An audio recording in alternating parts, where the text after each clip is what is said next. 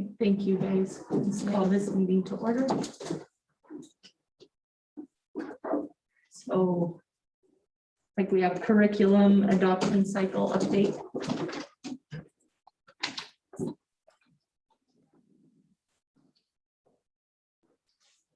So, trustees and chairs and citizens,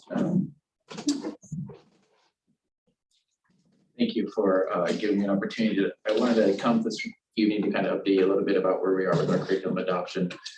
As you're aware, we started a curriculum adoption cycle several years ago. It started out as a 5-year adoption cycle. We extended to 6 years, and then we extended to 8 years. And kind of currently, just to update you where we are, because of COVID, we were delayed this year. If you look on your board doc sheet, you'll see in year 6, the 2021 school year. Many of those adoptions are in progress. We anticipate a lot of those coming through here, maybe over the next couple of months, and much more in next school year as well. So we're looking at having a pretty busy school year next year. If you look at year 6 and year 7 adoptions coming through as we go through with that. The one thing I did want to highlight though is if you look at the end of year 6, year 7, and year 8, you'll see this item called bank 100,000, bank 100,000.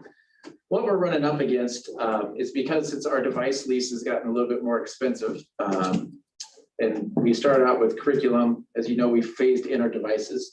So we started out with 6 schools, 9 schools, and then we went to every school. Because that cost increased, we pulled some of that levy money over from curriculum over onto our tech leases. So when we initially did our curriculum adoption, it was around 2.2 to 2.4 million is what we had for curriculum. We're down, as you'll see, a budget of 1.3 million. So what we're trying to do is do some carry forward money because in the 23-24 school year, you'll see that we have a adoption for our elementary reading starting. Elementary reading is a very expensive curriculum adoption because there's many components to elementary. You have phonics, vocabulary, assessment, often oral language, some tier 2 type of instruction. So there's quite a bit to that. So you'll see there we're trying to carry over about 700,000 that we can add in that 23-24 school year. The next year is something that will also, if you look in the 24-25 school year, we'll have to begin adopting and going with our secondary ELA. We'll have elementary math or secondary math. You'll see there's a little note there that because of where we are, we may have to spread those adoptions out a little bit longer than we had in the past. What's safe to say is though, is you'll probably see after the end of year 8 for us just to relook at it again and probably come with you with another curriculum adoption cycle. But this just gives you an idea of kind of where we are with that.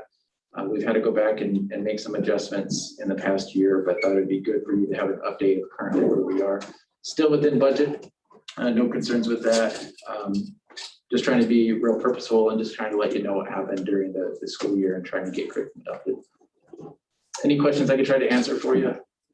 Just one question. So did I hear correctly, we're going to probably have to become an 8-year adoption cycle? We currently are right now. Okay, that it is. It went up to 6 and then 8. Okay. Yeah, it's likely as you see as we finish year 8, after the 22-23 school year, that we'll actually have a new adoption cycle. I think some of that, the budget will play into how long that adoption cycle is. And it may have to be spread out. It may have to be condensed more. We'll have to prioritize some things, but yeah. Thanks. Dr. Russell, in that 8 years that we've been working on investments, asking the community for levies, have we touched every curricular area? We have.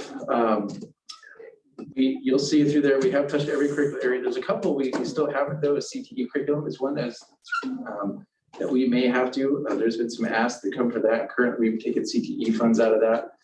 As we try to broaden our CTE programs and try to maybe get those down to our middle school, we may consider taking that up in a new curriculum adoption. But yes, the vast majority, music, art, mathematics, English language arts, foreign language is on there, social studies is on there.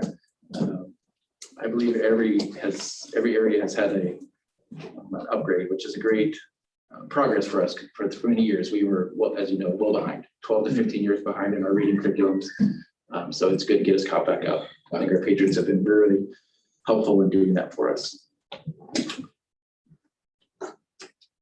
And so part of that, what I heard on the CTE is there have been smaller updates because we're using CTE funds There has. instead of designated levy Yeah. funds for that. And Okay. CT is so driven by industry as well. So the curriculum that we adopt, you know, we may have a program that comes in that's really important in industry that we may have to adopt in there. So it's kind of hard to project that. So currently we've used CTE funds, but as I've talked with our CTE director, there are some asks that I think the district may want to provide because it is a curriculum.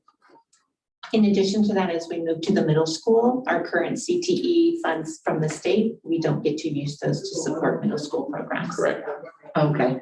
Okay. And then just one more question along those lines. I'm just trying to think forward, would it be something similar to like the idea of banking carry forward or banking Yes. some of that money that we just set it aside for CTE and have it? Yeah, it's very possible we could do something like that. I think what we'll probably have to do is just restructure some of this. You'll see on a couple of examples, we put OER. Again, these are all estimated costs. We might be able to save some money in an adoption and be able to bank that towards maybe a CTE adoption and do a similar idea. We'll have to be pretty creative. It's kind of what I'm trying to get to the point. 1.3 million is a lot, but it's also not when you look at just the cost and how many things we need to purchase for our district curriculum. In addition, as we look at ESSER funds and the appropriate uses, anything that is designed to close gaps or to support students in that could be potentially, we could use ESSER as a potential funding source. And the other hope, we always keep our fingers crossed, is that we actually get some more from CTE from the state level. That could help us as well. It doesn't look like we'll get this next year, maybe not the next, but speaking with the state, we're hopeful in about 2 years that we might be able to see an increase, which would benefit us greatly. So that's something that if we speak with our legislators or folks, we could advocate for it. Any other questions on this update? Right, and if, I just want to make sure I remember correctly, this is an update, no action voting is needed, gonna just need, wanted to no let you know. action next on May 17th, just update. Thank you. State where you're currently at. Yes. Thank you. That's for our conversation in January when we reorganized. Both our clerk, Mr. Jurors, have put together, thanks to our friends at CUNA to give us a pattern, an RFQ for legal services. And so Mr. Jurors is here to walk you through that. Mr. Drews, is it possible to make this something work as well? Sorry, I got distracted with everything else. That's I fine. apologize. I can hold stuff up here, but it's helpful to see it large. Yes, yes. I believe I wasn't even looking. I know. I was totally Alice and I are like, wow. Sorry. Sorry. That's all right. I figured. Okay. For easy things. Thank you very Easy. much. So what the process is we don't go out for bid or for a proposal. We go out and look at a service provider's qualifications in this one. So it's a little different format that we get here, and it isn't necessarily driven by price. It's driven by their qualifications. Price can be included in that evaluation, but that is something that we go through and we take a look at based on their responses and those details. So we've taken the document, we've put it all together to get us out there and get it to a point where we can post it and then hopefully get some responses and get some details for you in the month of June. It's kind of the timeline and the schedule with that one. I don't want to belabor any of the points in it, but that's kind of the basics of the process and why it's an RFQ instead of a RFP or for proposal or a RFB for bid. So Some important things to note, in paragraph 2, you can see that this aligns with our board reorganization. So we're asking for a 6-month contract that could be considered for renewal as we reorganize again in January. So this aligns our legal services with the year and the rhythm of the board.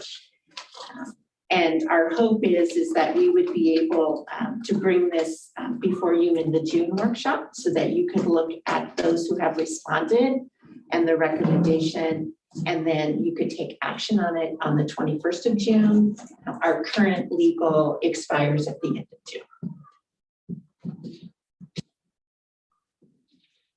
June. Yeah, thank you, Chairman. Some follow-up question, Superintendent. The last time we went through this, if I recall correctly, the three candidates actually presented to the board and then the board chose, or were those three finalists that admin chose? Right at the beginning, so I'm not 100% sure. And did we have two candidates? I thought it was two. Are existing. And White Peterson. Okay, yeah. And So we Mine was can, White in the presentation to the board on June 7th, we could certainly have those individuals show up for the board to consider. And that is our opportunity and a possibility for you, depending on what we want on that work session. So I guess I'm clarifying. Is this so when we do our annual organization meeting, is this a board responsibility to choose and or is this something that we're delegating for finalists? Because I'm just looking and questioning the administrative review follow-up interviews if needed and who's interviewing. This is for your review. This gets to be modified based on the desires of the board. And so maybe that's a question and a conversation piece that we should have in review policy to understand what do we want to see those RFQs and narrow it down or have them present to us? Or do we want the administration to narrow that down and then we review it at the June workshop?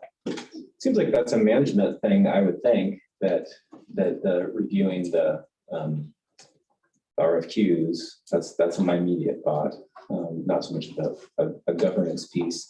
But we will, yeah, but I think because the attorneys serve us all, that perhaps a member of the review group could be a trustee with a kind of a trustee point of view. Because this is our district. Yeah, like I don't feel like previously we did interviews per se, but remember we that. did ask questions. Yeah, we And didn't, look over- that yeah. was my memory, so thank you, was that we didn't interview, but they Sure. came and presented to us, and then we chose as a board, I believe, an executive session even, I think we had. I don't think you could do that. Yeah, no, we No, did it it in wasn't exec that. It session, was though, it was out, after. and yeah. I think previously we did not do an RFQ, Okay. but after talking to some districts around, we feel like that's an appropriate approach to it. So this is a little bit different. What I do hear you saying is that you want to see them and talk with them, and I think I do. And we can certainly make arrangements for that on the 7th as part of the workshop. So, and is that, because that's kind of how I understood it, or is that not the reading of this? Yeah. I mean, that, I'm just saying, like, as I read it, I was thinking that would be, that's the presentation to the board would be, June 7th. And I right, think June 7th, was like, yeah, those finalists. Madam Chair, if I may just ask Maybe a not. clarification question, can you help me understand, is this something that's sent to every law firm in town? And then if they're interested, they come back? Like, how are we soliciting these? Are we just handpicking 3 or 4 that we've heard good about? Like, how do we choose even who to send this to? That's a great question. I don't believe we'll be like posting this in the paper. Right, that's what I did. So it would be the 3 or 5, whatever group that we want to send it to, and see what responses come back. Okay, and Some do we of them usually- would be interested? Do we usually choose legal teams within the city of Nampa, or do we go all over the valley? I'm just curious. I actually don't know. this board previously, in the time that I can remember, had an attorney that did live in Nampa, and our current firm is also in Nampa. Yeah, which I like that. So, okay. And I don't know who represented us. That's fine. I just didn't know that they History or not. Yeah, that's helpful. Thank you. Someone came before Bud Yost? Yes, right. That was here when I was in high school. Yeah. never on the board, So. For a really long time, you've been Just a few years represented by Nampa residents. Okay. Well, but RFQ is kind of a request for? So don't typically, you do publish that request so that folks that do have the qualifications can respond. So I would anticipate then that that's being published somewhere for folks of any Like, sort. yeah, where would they Anywhere, learn so- about this? It'll likely be posted on our website, but I don't know that we plan to put it out in the paper. We didn't have any plans for that, which would be our other typical avenue for legal notices.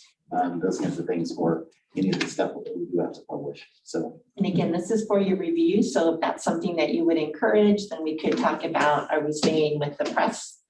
Or are we including the statesman?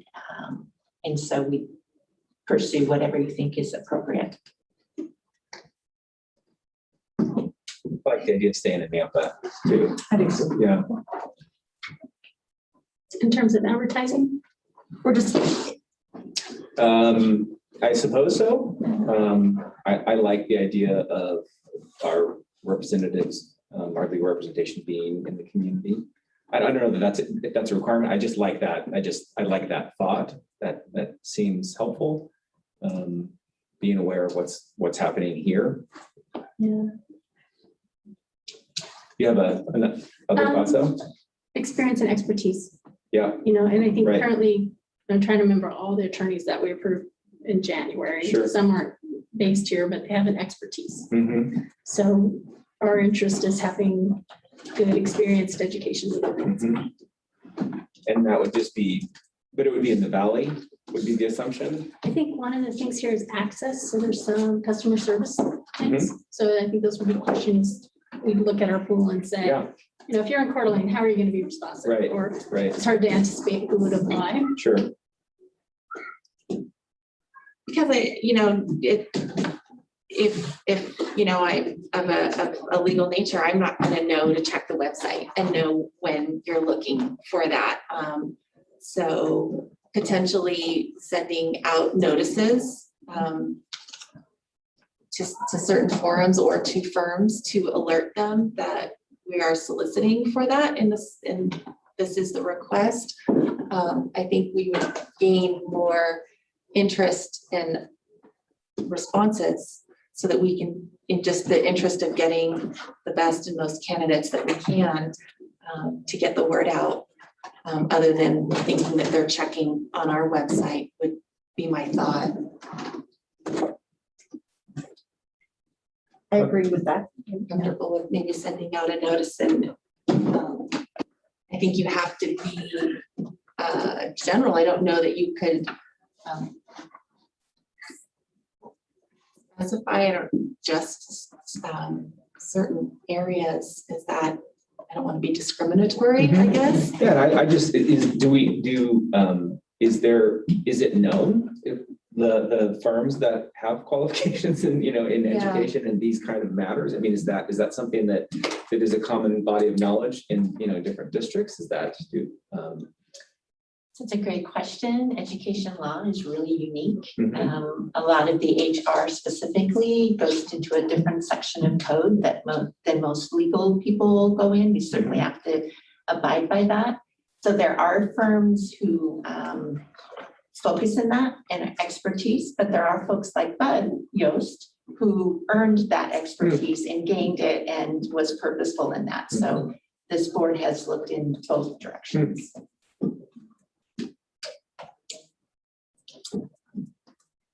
Do you, I'm gonna ask Trustee Westfall, do you know like CUNA and Caldwell as far as what their experience is and putting it out there and the response from folks?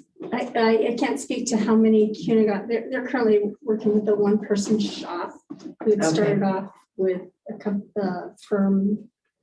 And the superintendent probably remembers the Elaine Everhart or Mackey. The firm turned into that, and then this person was an attorney who left there and now practice. Caldwell uses ISBA and Amy White. Okay, So then there's some others. yeah. Yeah. Any other questions or things that you feel like need to be So I just want to clarify, we'd like to send out notices. We'd like to do some advertising. And then on the June 7th, set the expectation that applicants would be here so that the board could meet them and perhaps interview them. And then on the review committee, we'd like to, maybe the board would, maybe the chair would appoint somebody that would like to participate on that. If we get multiple firms, is that something we want all to be here? Do we want to talk at the May meeting to potentially appoint somebody to do that, or to delegate that to the superintendent? Which I think are all options. Yeah, yeah. So I think that's, I mean, really what a decision that needs to be made. Are we gonna delegate the reviewing to the superintendent? Do we need to appoint someone, or do we want to vote for someone on the board beyond that? Or do we feel like, you know, what? So, I mean, those are the things we got to think about between now and May 17th. And what do we feel comfortable, and like, what changes might need to happen? So thank you. I appreciate the forward thinking on that piece of things.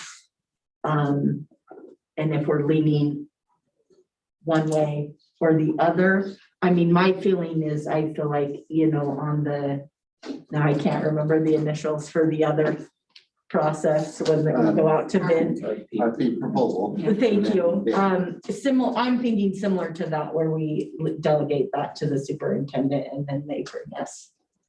Here was the process, here's who our finalists were, and then we end up making the final decision. But that's, I mean, yeah.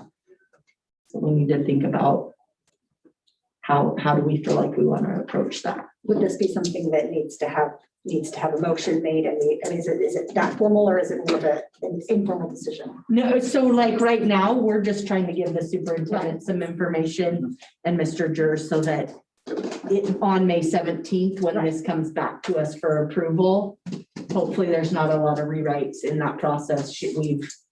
So we would Kind of need to wrestle adjust it the timeline with that, because we actually currently, the way the RFQ is written is that those proposals qualifications are due back on the 17th.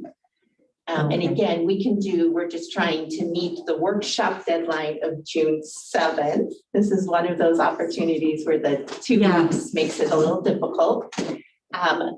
Perhaps, well, we wouldn't want to change the RFQ in the middle of things. So we don't want to publish the RFQ until you've decided that you are comfortable with process. And then once we do that, if we need to extend it to the 24th to give another week. But if you think that you may change it on the 17th, or there are things in here that you're not comfortable with, we probably shouldn't issue the RFQ. So clarification in my thought, RFQ's out, correct? Right? No, it hasn't been put out yet. This is the conversation to start that. Yeah. Okay, perfect. Yes. Yeah. So I think this is a great conversation to talk about, right? How you're going to advertise, how you're going to put that word out, whether there are letters to folks, you get all that. They all still come back the 17th. No action other than that has happened at the 17th. There can be action and conversation that we can think about until then of how we would like to go forward with those. And potentially you'll even know how many respondents there are. And that might help us know, are there 3 or are there 9? And do we want you then at that point to pare it down? Ultimately, I think can make that choice on the 17th, and it can still be due the 17th and keep your timeline, which makes a lot of sense. It's just then the choosing from there. And then to answer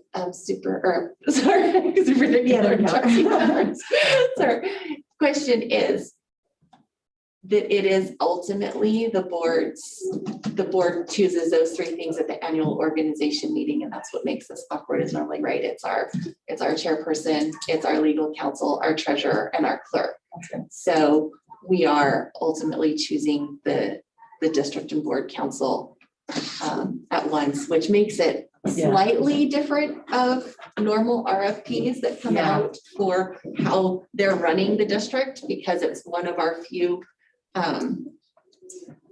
things that we have in our annual organization, and it was just awkward with the timing of having to when we changed from July to January. But that's why I feel a little more onerous on this and was really asking more questions of what we wanted to do, and felt more onerous because this is one of the few board decisions and appointments and elections that we do in our annual organization meeting. But then I'm totally comfortable to have our conversation that we are of how we want to handle it from there. So I think what I'm hearing is it's fine for the RFQs to go out and be due no later than 5 on the 17th, and And then we can decide. then we keep rolling. And if we need to appoint someone Yeah, or exactly. decide on giving that. So on the 17th, an action item to appoint a member to the committee, not a board committee, but to appoint a member to serve as representation. Yes. And I think possible action item. Yeah. But yes. Well, Or just a possible an action item for this, and then we can hear the report of how many we have, and then decide if that's where we need to be. If there's Because by two- this timeline, they'd come back to us on the 7th in the work session. If, I guess what I'm saying, say there's only 2, we would need that action item potentially to appoint somebody to an interview board to select a finalist if there's only 2. Oh, I see. And we won't necessarily know that, so maybe we keep the agenda more broad. That's kind of what I was thinking. And it might be us just saying, Superintendent Keller, we would like you to take care of the interview process and based on the numbers, or we'd like to appoint someone. That makes sense. Or just hear those. Exactly. Perfect. Thank you, guys. The next item on the agenda, Mr. Jers has this as well. I'm just thinking that perhaps some of you attended the workshop from ISBA. It was sent to all board members. We had some, our clerk, Mr. Jers, and several other folks attended. But as you're aware, when the census is complete, every 2 years, we get to rezone and consider whether or not we're still representative and what way we're representative.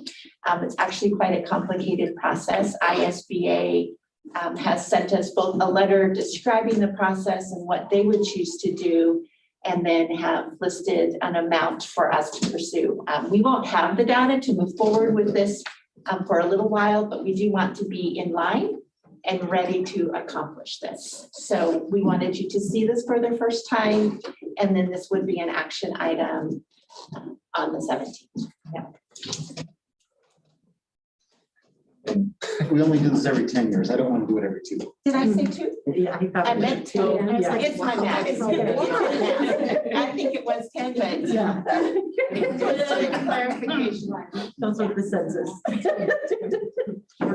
Yeah. Did anybody, What's that? did anybody here get to listen? I wasn't able to. I wasn't able to. Does anybody for you? Outside of what's outlined here, honestly, the representation in the presentation didn't give us a whole lot more details than the information that's presented here and what ISBA is willing to do for us. They struggled more with Zoom than actual presenting. So Mr. Jers, with this impact, none of this will be timely for November. in the webinar, yeah, they basically said the elections for November would use the current zones, and then most likely it would impact stuff after that. So there is a possibility that if things, if zones changed enough, that somebody that was elected was on the border and moved in and made 2 trustees in that zone, there could be some issues. We'd have to deal with those as outlined in state law. So that's outlined for us and how we deal with those and coin tosses and all kinds of stuff. So we're good.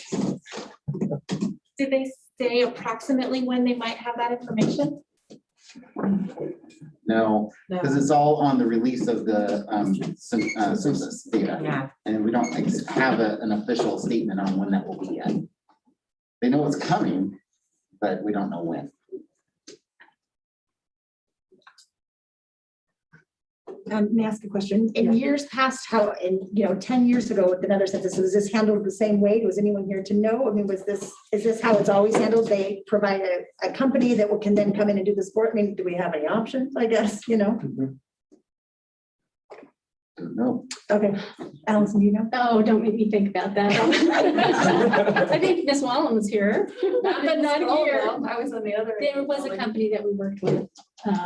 So we would probably secure a company, perhaps. There's no other this way, company, because there is a lot of legal expectations and a process that must be followed appropriately. ISBA is willing to help us with the paperwork, make sure that we've dotted our I's and crossed our T's. And that's particularly important. Let's say Mandy's right on the border. We need to make sure that this process is fair and equitable for our community. Yeah. Thank you. I kind of feel like there's been a lot of growth and change in the zones, and that it could be pertinent. I'm hearing that unfortunately it's not going to be helpful for the majority of us that are up in November. So that's unfortunate. But as you really look at our zones and our city and how it's changed and is projected to continue to change 10 years from now, I'm struggling with how difficult and it's going to be, but I kind of feel like it might be something to consider. What? so what do you mean? Because we have to do this regardless. So we have, So Our question is whether or not we choose to secure ISBA, or we're happy Someone to go else, out yeah. and consider other firms. We would be starting from scratch. So. okay, Yeah. so it's something we have to do. So I think that's okay. I Yeah. thought we had to consider whether we should change them or not per that and or not. And I was like, well, I probably should. Okay, so Yeah, that's what It's totally a population and where they are driven decision. yeah. And that's why in this contract that we are being presented and looking here, we're seeing their fees to do so, because it's either this or something else. And it didn't appear that it was high enough to warrant having to go out to RFP in our policy. That is correct. However, since it really falls under something that impacts our board quite significantly, we felt like it was appropriate to bring to you for your vote and approval.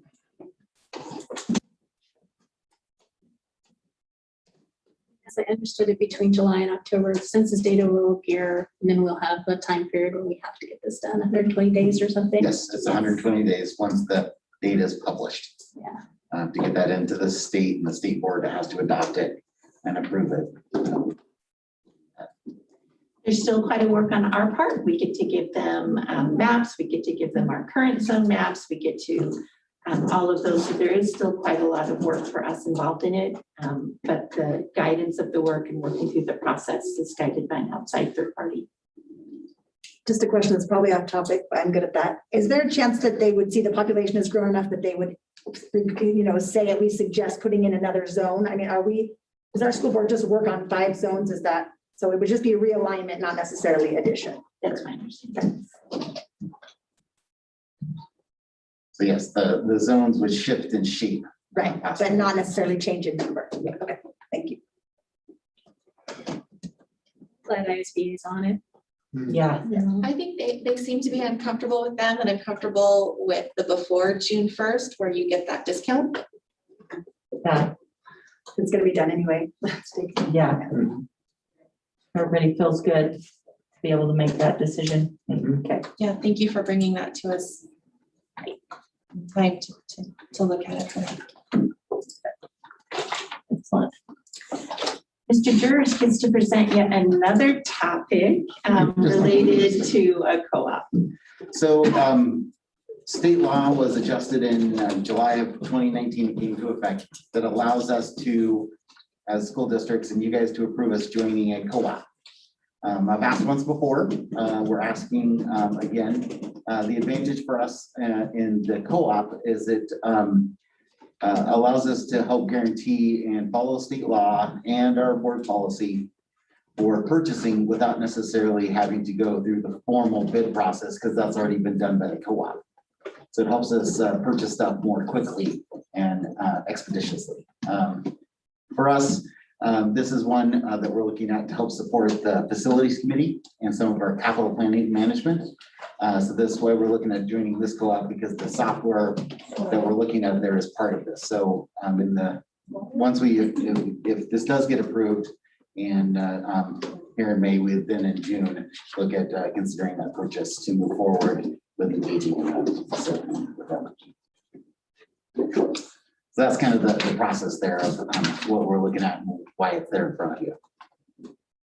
So Madam Chair, so are these pre-negotiated prices, or is it just a buying discount because of the size?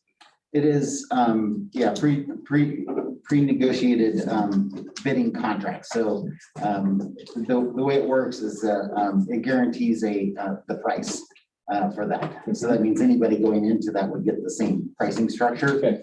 And helps guarantee us getting the best possible pricing, because generally the idea is if we're on this, more organizations are going to be willing to buy my software so I can sell it to you more cheaply. So it is the way it works. And the reason this is new is because this is based on new law that has come to effect. Yeah, 2018, the law, so it's not that new, but it is relatively new. And this is the first time, well, like I said, the second time we've done it. Okay. I did it right after the law introduced, and we got joined the Washington, it's with SIPSI, I just don't remember what the acronyms were. We joined that one, so yeah, a little flexibility there. So this is the next one that makes sense for us to consider. And do you feel that the joining that one has been beneficial to us financially? It has. We've been able to leverage it a few times when appropriate for some of that stuff. Some of it's been on some of the surveillance stuff that we've engaged in. Oh, good.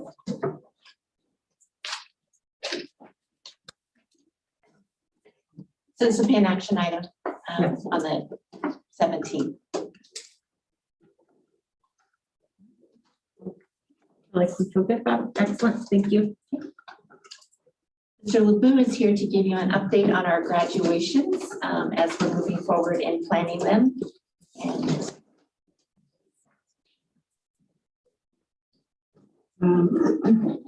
members of the board, thank you for inviting me. Our high school principals have met and discussed graduation to avoid some of the challenges that we ran into last year. And I think in the board packet, you found some information that included all of our graduation dates, times, locations, and then some general guidelines related to those graduations. Briefly, the bullet points, those that are occurring at the Idaho Center has a limit of 8 guest tickets per graduate. Guests at the Idaho Center, they elected to take a restaurant style approach. So you're masked coming in and going out, but while you're in, seated in family groups, you can social distance. Students and staff would be treated similarly. Once again, restaurant style, coming in masks, leaving in masks, but while they're seated and while they're coming across the stage, they would be unmasked or have the opportunity to unmask. They agreed that anyone experiencing COVID-like symptoms would be discouraged from attending. And also, we are going to provide a live stream option for those who are more comfortable in that kind of a setting. Our graduation at the Brant Center for Union will look very similar, socially distanced. And then Nova's graduation will be done online. It'll be a virtual one, but they are doing a hat toss activity that evening. And it will be an outdoor event and limited to the number of guests that could fit in the car. Any questions, I'd be happy to answer. yes. how are we anticipating, like stage setup was very different last year versus previous years. What are we thinking this year? So part of that is going to be driven by the other schools. Nampa's graduations occur on the evenings. And because of that, there will be some limitations on how they can adjust for each of the graduations. So it's kind of in the state of being negotiated. I would be interested in input though from the board about how we handle our graduations. A number of districts, and for those of you that get to go, it is 3 evenings. If we were to consolidate those and make them all during one day, we probably have a little more control over the arrangement of the facility. But it would be a during the day event, and for some families that's problematic. Looking forward. Not Looking in forward, this not right now, but It's like they're already set. And I apologize, I wasn't Yeah. specific enough in my question. I meant for us up on the Oh. stage. Oh, sorry. Are we sitting and they're walking by? Are we shaking hands? Are they doing pictures up at the stage, down below, that kind of thing? yeah, some of those details haven't been finalized, but dependent upon how many of you are able to attend, we would like to have you on the stage. No handshaking. Other questions? And we think the pictures will happen right after they get off this stage, similar to last year, so that we can make sure that that happens. They click one while they're on the stage, they will pick up their own diploma and walk across the stage like they did last year in most cases. A little bit different at Union where we have 12 graduates, etc. And then there will be pictures available. And they may have a choice to do it post or pre, but probably that might be the only choice they have. And say, I know in years past, they do a pre one. Before Before they go on Before they walk. stage, they hand it, that's why sometimes they try to hand you the diploma back because they had to hand the first one back.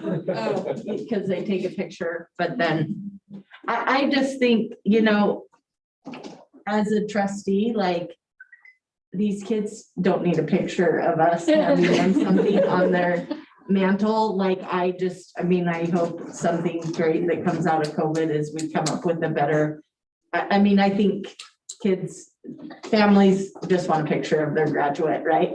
Like, we don't need to be in it. So in I'm years gonna make past, that. have you been in? I'm gonna need that, Oh, yeah, you're blinded by the light, yeah. Yeah, but So what expected of us would be just to come, sit, smile. Great, great. I'm good. So should I not be recalled the week prior? And I am still a trustee and able to attend the graduations. I'm gonna be honest, it's my favorite part of being a trustee. I think my very first year, my oldest son graduated and all his friends. And so I loved that part, was my favorite, of being on the stage, handing them, having a picture. Actually, I gave half of them hugs that I knew, and I really appreciated that. And I wasn't sure how you felt about that, if I'm able to be there, if that was an option, or if I was going to make people feel uncomfortable. Obviously hugging my own son and people that are in my home as friends, I'm not going to, but before I got in that scenario, I really just wanted to have an open discussion about that. So the conversation that the principals had was that there would be no contact. That was our conversation.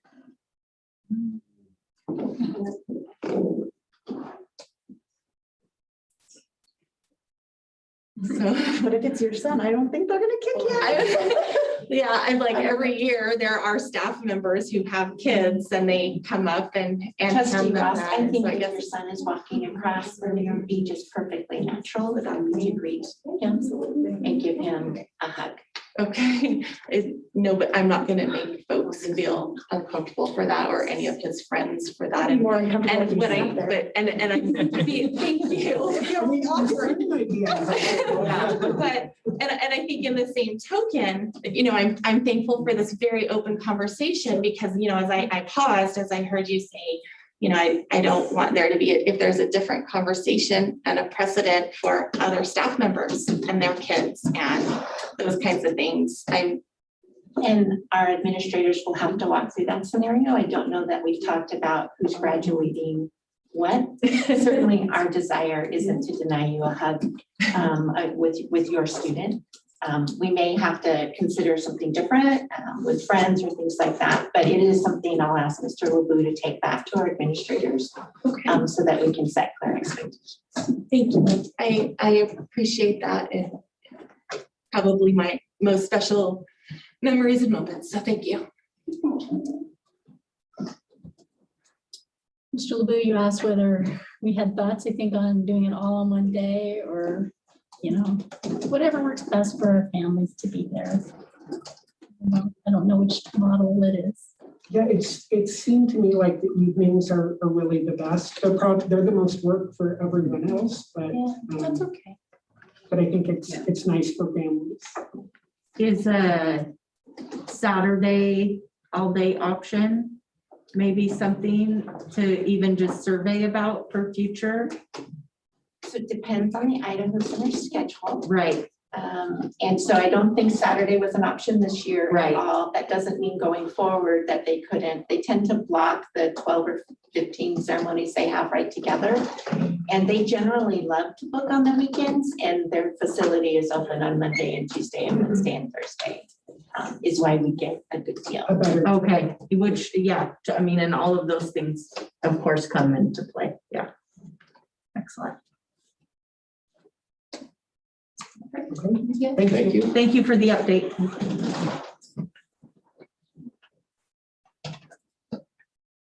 All right. We have a little big budget discussion. So Mr. Dewey has prepared 3 or 4 items. Number 1, our best guess at revenue projection. You'll realize that our legislature is still not adjourned or postponed. So this is still really a projection with some guessing in it. Mr. Dewey has also written for you what those revenue item descriptions are. I know that there's a lot of vocabulary that comes your way, but there's that document there for you to review. And then we have our first glance at expenses and what we are anticipating. We have some numbers that we are pretty confident of. There are other numbers that are still out there. And then we wanted to update you on where we are with the COVID grant ideas and progress. All right, I've been given 5 minutes, so. Just kidding. Peter, if you would open up the revenue projections, please. I really am going to go through this really fast if you guys can, because I know this is such a riveting topic for most people. I'm going to come over here and kind of talk to you guys. Peter, will you make it a little smaller for us?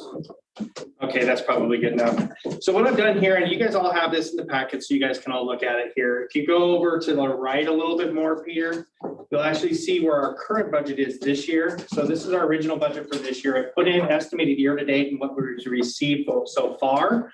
And then I've also done the proposed. The one thing you'll notice is our current budget right now is based on 665. We're about 661 is where we're kind of at right now. And that is primarily because the state did a 1-year switch from ADA, average daily enrollment, to average daily attendance to average daily enrollment. Okay, so that's saved us. So our budget's saved.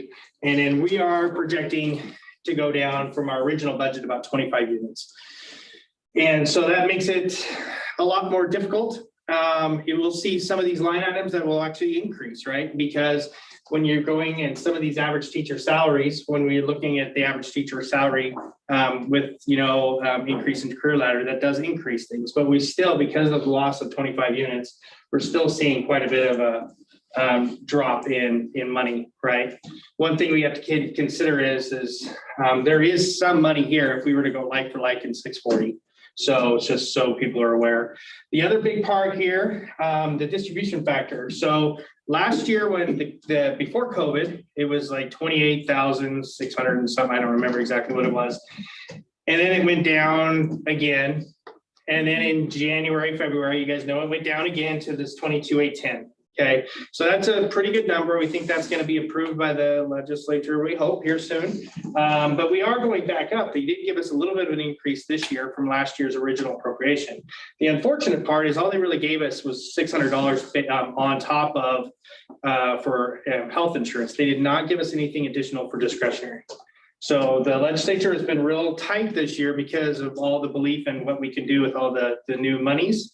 And so they've really just kind of bare bones this budget for us and kind of done a lot of the statutory things only. So it does show a huge increase compared to, but if you look compared to last year, it's really not that much what we actually thought we were going to get when it was all said and done.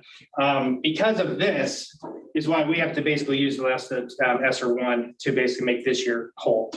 Okay, but compared, it's about $600,000 compared to last year. And most of that will be gobbled up by teacher and negotiations and that kind of stuff. So any of our operational things, we're going to have an issue this current year of, any raising prices. So that's a real bummer. Being real conservative and exceptional contracts, I explained that in that one document. And in the transportation, still worried about that. They're still not even finalized. We have version 2 out there. It did go down from our one we got, actual payment we got. So they're going to pull some money back from us probably this month. For our original budget, this was last year's actual to what we actually got. And that's what they're telling us we're going to get today. So, and remember, that's about 75% reimbursable.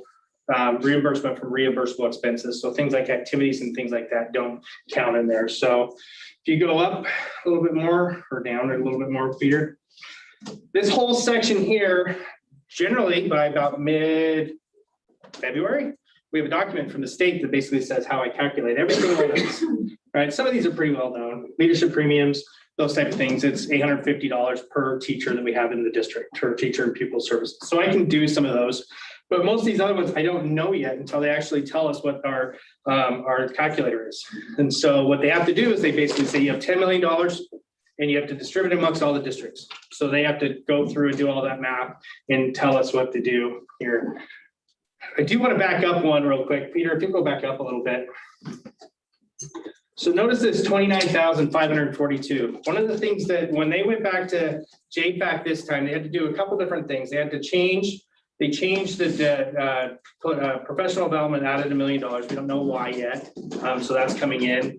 But they also added one little caveat in the end. So the state, when they changed the funding formula, they created a fund called the Public Education Stabilization Fund, PSEF. Okay. Every year, the PSEF has money put into it by the legislature, and every year, when there's little overages here and there we can't actually deal with, they actually take out of that money. And that's similar to, so they're guessing on like transportation. What's truly going to be the transportation? They're guessing on where career ladder is going to be for the entire state. I mean, heck, we can barely do that for ourselves, let alone actually do that for the whole state. So any differences there and any overages come out of PSEF. Any differences with fast forward funds will come out of PSEF, and a lot of transportation and there's a couple other little things. The last couple of years, they have pulled 31 million from the last couple of years. This year, the legislature said, because you guys have all this new money, you guys can't dip into PSEF next year. So that is potentially $31 million that now has to be made up somewhere. So that's where it's going to be made up. That is, if they follow their current pattern. If they follow the current pattern, but a lot of the stuff is we just don't know, because if they estimate units wrong, then obviously then that, so 16, 31, and 31 is the last 3 years. So it's going to be made up in there. Our share of that, because it's not evenly equally, was probably $2.5 million that we found out after JFAC did that to the state, not just us.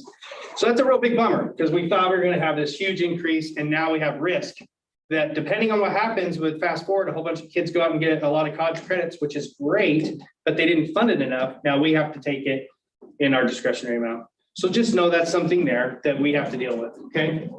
Keep going down a little bit, please, Peter. Okay, the lower part we gone through pretty quick.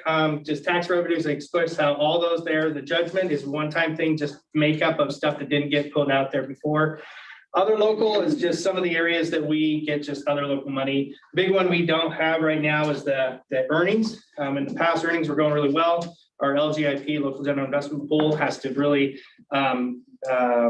they have to invest in very safe things, and right now SAFE is not paying anything. So we're really low in compared to our original budget, which is a bummer.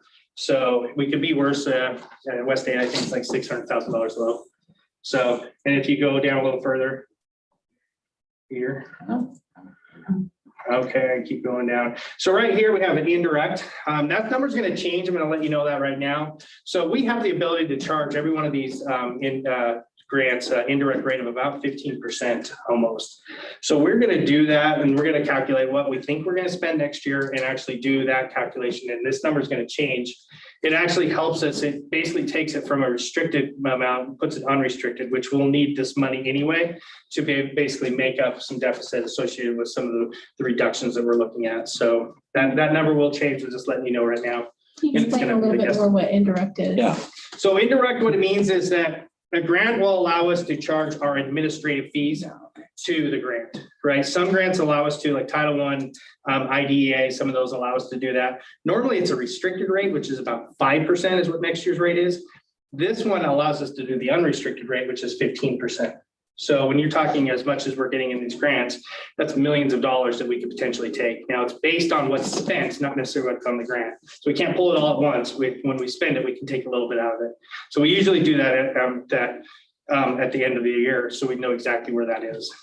Okay, Peter? Well, so for that is in addition to the granted amount, or that? No, we just, Okay, you know, so it's just something that we can do. Yeah. Right now, what happens is the COVID relief funds and all these have certain requirements. And there is one kind of a caveat that says, or do it whatever you can to keep your district going. But all the auditors and all the experts are like, well, it has to still be somewhat COVID related or it's not going to be good. Yeah. So we have to be real creative to make sure we do everything right and show where it fits in the guidelines. Well, if we were able to do this, it's right off the top. We don't really have to do anything now. It's just because regular general fund and we can do whatever we need with it. So it works better for us if we can take our full indirect.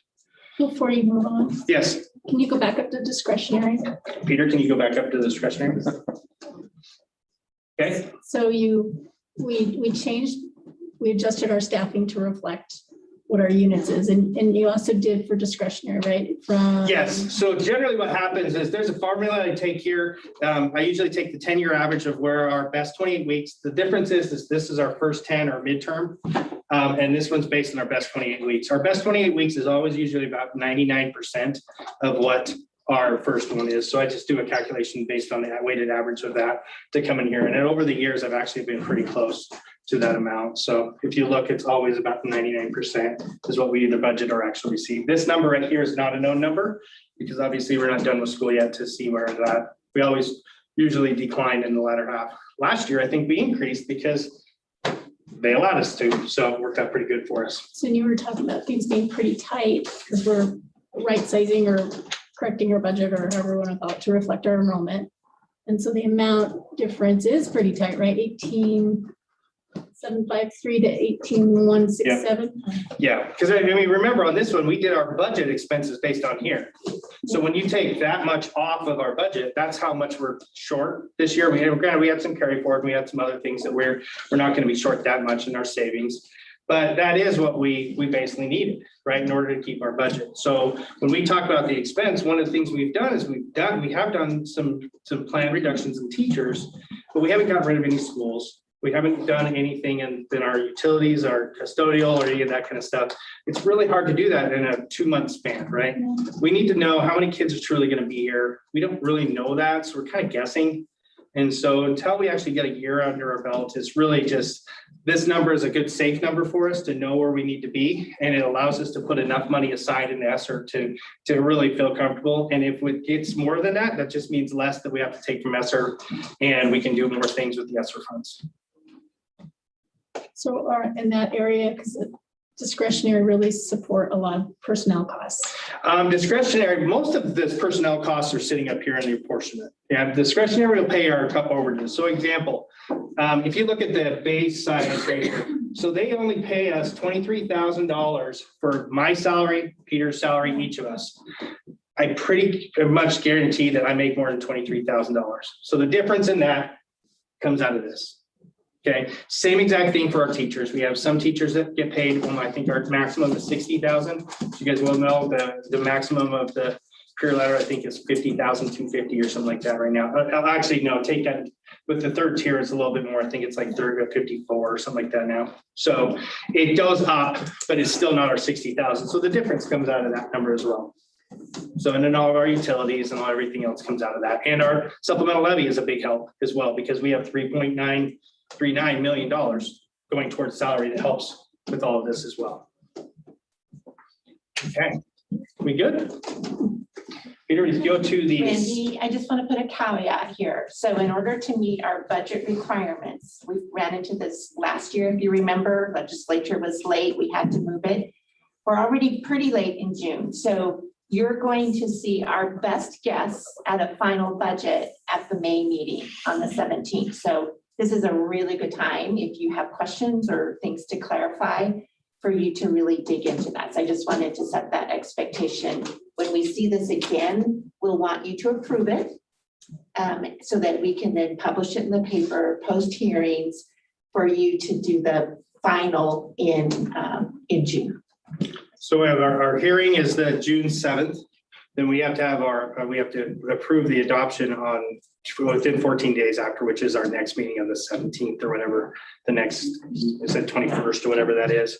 We will also, for the first year that I've been here, we also do an amended budget for the current year. And the main reason for that is because that C down here, the better, I'll keep going down real quick, Peter.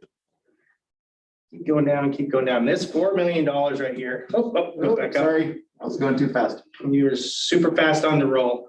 That $4 million is not in our current budget. I think it's material enough that we need to do a budget amendment. We've talked about that before. So what the state is on, they suggested what everybody else in the state's doing is actually going through and actually doing that now. So we're doing an amended budget to make sure to incorporate that and any other changes we've had. So we'll have an amended budget. So we actually do 2 hearings. And then you'll also do 2 approvals at the end. It's going to be the same document, believe it or not, because they said we don't have to do 2 separate documents, but I have to turn in a whole packet for each one to be able to do. Not a huge deal, but it is something that I've always hated doing because I always thought that was us. Here's our guess, and then at the end of the year, just make it look pretty for the auditors. But this is just too big to not have some and then really have our line items done. So I suppose I'm wondering, and I know we're not at expenses yet, but was with the discretionary and our goal and our plan to raise classified pay. And so we had also are reducing staff there to continue that, or we're trying. There are positions that we are not rehiring back. I know some in the secondary right now that they have either lost positions or in their ops staff that I know are going away. And any other positions that we could look at to see if there's any inefficiencies in that. One thing you got to remember is we just went through a crisis when I first got here, right? So if there is any kind of fluff in that budget, there wasn't any now, right? So there has been things over the years that little by little have crept back in. It's like, why do we have this? Why do we have that? So we're looking at all those right now and trying to get people prepared to do those, to make those big changes. So, and as we transition to expenses, I think you'll see some of those items that you'll be able to look at and anticipate as we build expenses. Yep. And then if you will go to, if you want to do the expense one, the word one, that's the expense. General fund expense. Yep, that one I made it into a PDF. She made it a PDF. All right, so I've split this into instructional and support services. This is basically how the state does it as well. The biggest thing here is what we've reduced is the 8.5 elementary teachers and 14.48. You'll actually see when we go over the COVID stuff, we're going to put some of those positions back on the ESSER funds, but this is what we're doing to make our general fund work. That's about 1.6 or so million dollars is what we maybe a little bit more, and then you add on the burdens on top of that, you can get up to about $2 million of savings with some of these, right? We did, there will be, I mean, like I said, when we look at it, like for like, if we were 640 to 640, there is an increase because of the career ladder. So we're going to go in negotiations and talk about that increase and see what we can give the teachers associated with that. That's subject to negotiations. We don't have the ability to really go through that. There's a guess. I know how much we're going to get, but it's always negotiations. We did do the $11. We had a little bit extra this month, and then that cost estimate, including burdens, which is per se FICA workers' comp, was about $750 is what we call it. Figure that out to be, but that's in all funds. We have federal funds out there. That's general fund. Really, the general fund side's around 500,000. So we have other funds that take on that. So that is amount that we have in the budget now, and you'll start seeing when I actually get the numbers in there. Leadership, we'll have that, which will come. That's normal. We're still working on the early literacy. I've got the numbers on our side, but what they give us for the calculator, I don't know. So I think it'd be roughly the same. Our numbers were close to the same as the prior years, so I don't see them much big off. And but we did get some new money that is going to come, but it's not coming in general fund. It's coming in additional COVID relief funds for stuff, and we don't know what that is. We estimate about $1 million, but we'll show that in the next spreadsheet. And the summer school budgets, we do have a slight increase because we had to pay the teachers more. Just, it's worth more. $25 is not even the same as an hourly rate for a $40,000 teacher. And we have some really experienced teachers that's just not enough to keep them in. And so we've raised it up to $35 this year. The nice thing is some of these costs actually can go towards some of the new money that the governor's given us for, the K through 12 number. And so even though it's raised, that's an area that we're going to try to chunk off and reduce any kind of deficit we have in the general fund. Supplemental levies, the same thing is what we did this year. The difference is we have 3 playgrounds this year because we held over. We did 2 last year and 3 this year, and I think you guys know about that. And then we have the facility upgrades and all that kind of stuff. That's if we decide to continue on the same level for this year, and then next year if we revote, then and if that changes, I need to know sooner than later because that's what we're putting in the budget. Going into supporting services, these are areas of what the state says you don't have direct contact with kids, which is odd because the principal has direct contact with kids. The office people at the school have direct contact with kids, but they're all support people. This is the same as pupil services, which are our nurses, our psychologists, our social workers, counselors. All those people are supportive services because they don't actually teach kids in front of them. All right. We didn't actually anticipate any increase or decrease. We're not reducing it. This is one of those areas because yes, we reduced in theory. If we reduce 25 units, you kind of go through and you kind of look through a whole gamut of people and say this whole swath of people need to go. Right. We didn't do that. We don't want to do that because those are really hard positions to fill. And it's one that we just don't know if that's truly what we want to do yet. We got to get a year under our belt with getting back to normal, hopefully.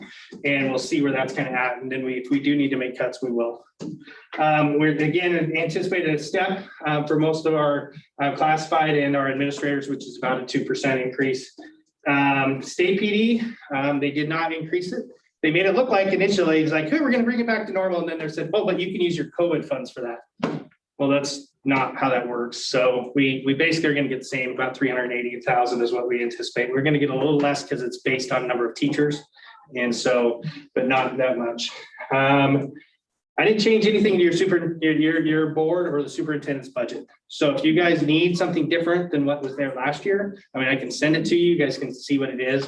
But it's really, all you really have is you have legal, audit, and some transportation stuff associated with the ISBA conference. And then there's some other additional PD stuff. If there's something special, you're like, we want to do this up. Like a few years ago, Mike really wanted to do this big behavioral thing. I don't remember exactly. So we ended up putting like $35,000 in the one line item for PD and all this stuff. We didn't use it all, but that was something that he really wanted. So we made it happen in the budget to do that. So if you guys want something, I need to know sooner or later so we can have it before the 17th. The custodial, they did ask for a CPI increase. They did not ask for the year before. I think it's fair as much as they're working hard. They have had to increase their wages a lot in order to even get people. So that's basically where we are. Idaho Power, they gave us a note that it's about 50,000 increase.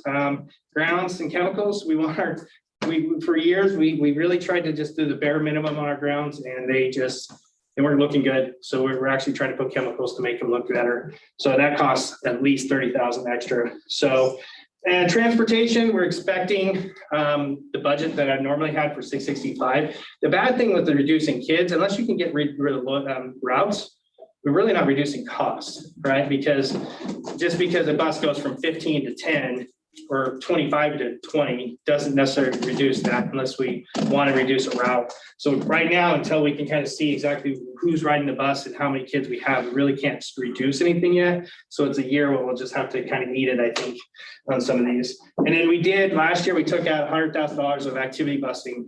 So it does cost us the amount that we put in the supplemental levy and this $100,000 to do our activity busing for our schools. And that's the band, the choir, and all those, and our sports programs, speech, debate, all those. It does cost quite a bit, and they use every dime of it, usually, and except for COVID years. So if you go to the COVID one real quick. So any questions on expenses? Randy, I thought I heard you say on the supplemental levy that You have we're gonna change stuff. No, I'm asking if you guys are wanting to do a less of a levy this year for next year. So we have, the levy has 2 years, right, of the $12 million. My understanding is you still want to levy that same 12 million, whatever, 8, whatever it is, right, this next year, which will be next year's levy for us, right? And then Which is the reduce it. current levy that we're. That we currently have approved. Yeah, thank you. Sorry, Yes. that's. what Now, was you going- have the option of saying, you know what, we want to reduce it next year instead, right? So this year, even though we're approved for 12 million, we want to do 9. Well, if that's the case, we need to know to adjust the budget right now. We haven't discussed that, but my understanding is you guys all discussed future levies, not necessarily the current levy we have approved. Yeah. So that's basically where we are there. Thank you. All right, so the COVID ones, Anybody go? right, that one, right to the left, yep. So, right. to paraphrase what you said on the levy, Yeah. is you understand that we intend to ask for the coming year what we have approval to get already, From the borders, which is yes. 12. We do have the option to say we'll do 9, but we haven't talked about that. Correct. Does that help? You can always levy less. It impacts this budget. Well, it would if we decided to levy less this final year of that levy. We said we're not gonna levy what we had originally asked and we voted and approved just to get. They're not talking about the amount we're gonna ask in the next election. They're Right, talking about- because you don't know that and that Yeah. outcome, but you're already preparing what you're pulling for like the bond and the levy and that kind of conversation, Well, right? then, no, this is just general fund supplemental levy that I'm talking about here. The bond and all that stuff, we've already, that's $8 million. Yeah. We already promised the patrons that doesn't change. So in This is this just our fiscal core. year, we have the ability, our voters have approved us up to $12 million to levy. Mhm. And that's what you see reflected in the current budget. What Randy is saying is that technically you've been approved up to that. If you choose not to collect all 12 million, we would need to make an adjustment here so that our expenses are aligned with our income. Okay, and that's what we're saying, we haven't had that conversation, and I don't think we are planning on it. Yeah, and here's why I look, the levy rate's gonna go down regardless, guys, because because the taxable values, as you know, are gonna go up 10, 15, 20% regardless, right? And we're only doing a dollar amount, we're not doing anything more from the bond and everything, so our levy rate's gonna dip anyway. So I would recommend we not do that, but that's totally up to you guys and your prerogative. I know it's something that was important to you, I just wanted to make sure we're aware of that. All right, so this is a big spreadsheet, much bigger than what you see on the screen. And what we have here, if the things that are in red, and you guys can look at it, I'm sorry I didn't get it to you sooner, but we were still working on it even up at Friday late. The things in red are actually already done, right? These are areas that have already been paid for and or anticipated to be paid for out of different funds. You'll see the COVID relief money. This is the governor's money he gave us in January to replenish our 99%, our $99 million, right? So we got that much there. This is where we paid for the extra duties pay and all that kind of stuff that we all talked about later, okay? We have ESSER 1, ESSER 2. There's, if you go over a little further, Peter. Okay, Wrong over. yeah, over HI, we're going that range. All right, and then there's the ESSER 3 is actually split into 2 categories. It's split into, I think 20% is learning loss And the rest of it can be used for other stuff that like HVAC and all the things that they've said in the grant. Okay, so we've separated that out. So we're looking at that. This is what I was talking about, the governor's relief fund, this learning loss. So over the summer and up to, I think, December, they're going to give us some additional money, some for K through 4 and an additional amount K through 12. Okay. And it's based on numbers in April's testing numbers. And so those numbers are just coming in. I don't know when we're supposed to put all those in. So hopefully they'll give us those numbers by May. The problem with this is what we don't quite understand, and the governor state can't figure it out either. This money is not supposed to be budgeted, because if it's budgeted, that means it loses the ability to do COVID relief. Many of us are saying, well, no, it's not supposed to be budgeted back in 2020 when this happened, right? But they're like, no, it can't be budgeted at all. So we don't quite understand how we'd be able to spend money that doesn't get approved in a budget from you guys. Right. So they're fighting amongst the state and how we actually do this. So there's a potential this might be on, and there's a potential it might not be on, depending on what the state decides. And then we'll come to you later and say, oh, by the way, just like we did the 4.4, we're going to do the same thing with this one and say, there's this other money here that you need to be involved with that we already spent, right? And this money does need to be spent by the end of this year, Yeah. calendar year, by December 31st. So our hope is, and you'll see down here that like our summer school, that we have $530,000 right now that we have set aside for summer school. Okay. Now, part of that goes into next year's summer school, and part of it goes into this year based on when our fiscal year ends, or fiscal year 6/30, right? But a good chunk of that we can actually take out this year and put all towards this learning loss. Those are the type of things we're trying to do to reduce our cost in our general fund to make it so we balance out, but can go to different areas to use that more restricted money first. That's the game we're trying to play. The other game we're trying to play here is an example. If you go down a little bit further, Peter. Going down a little bit more. So right here. So here's a good example. So we have this NWA. This is NWEA. Not NWA. We have that software that we decided to buy, right? We did a bid, and we guys that one and the other one. Well, the problem is we have to pay for it now, but I can't put it all in ESSER1 because the period of availability, this one needs to be spent, and the contract is a 4-year contract. So this one has to be spent by a certain time. You can't prepay. So I have to basically split it between the 3 different grants. The problem is this one and this one haven't been approved yet. So now we're looking receivables. We've spent it now. It's just it's a counting game. So you guys will see it here, but it might be our cash will be spent, but I'm trying to get it into the different buckets based on the parameters of the grant and the longevity that it can do. Okay. And then the state's saying, well, no, you got to spend these first before you can go to the next group. So then it creates more problems for us that way. So I've got calls into them. They're trying to figure out what to do. It's just been a big fun, but here's the deal. ESSER1 and this one will be done by the end of this year, fiscal year anyway, I guarantee it. So we're really only talking ESSER2, ESSER3, and this learning loss money of going forward of what we're trying to do, okay? You guys can see there's a lot of cool stuff on there that we all want to do. And this is about, and I think, how much did you take off? Probably half of this has already been taken off? No, only about 15 million.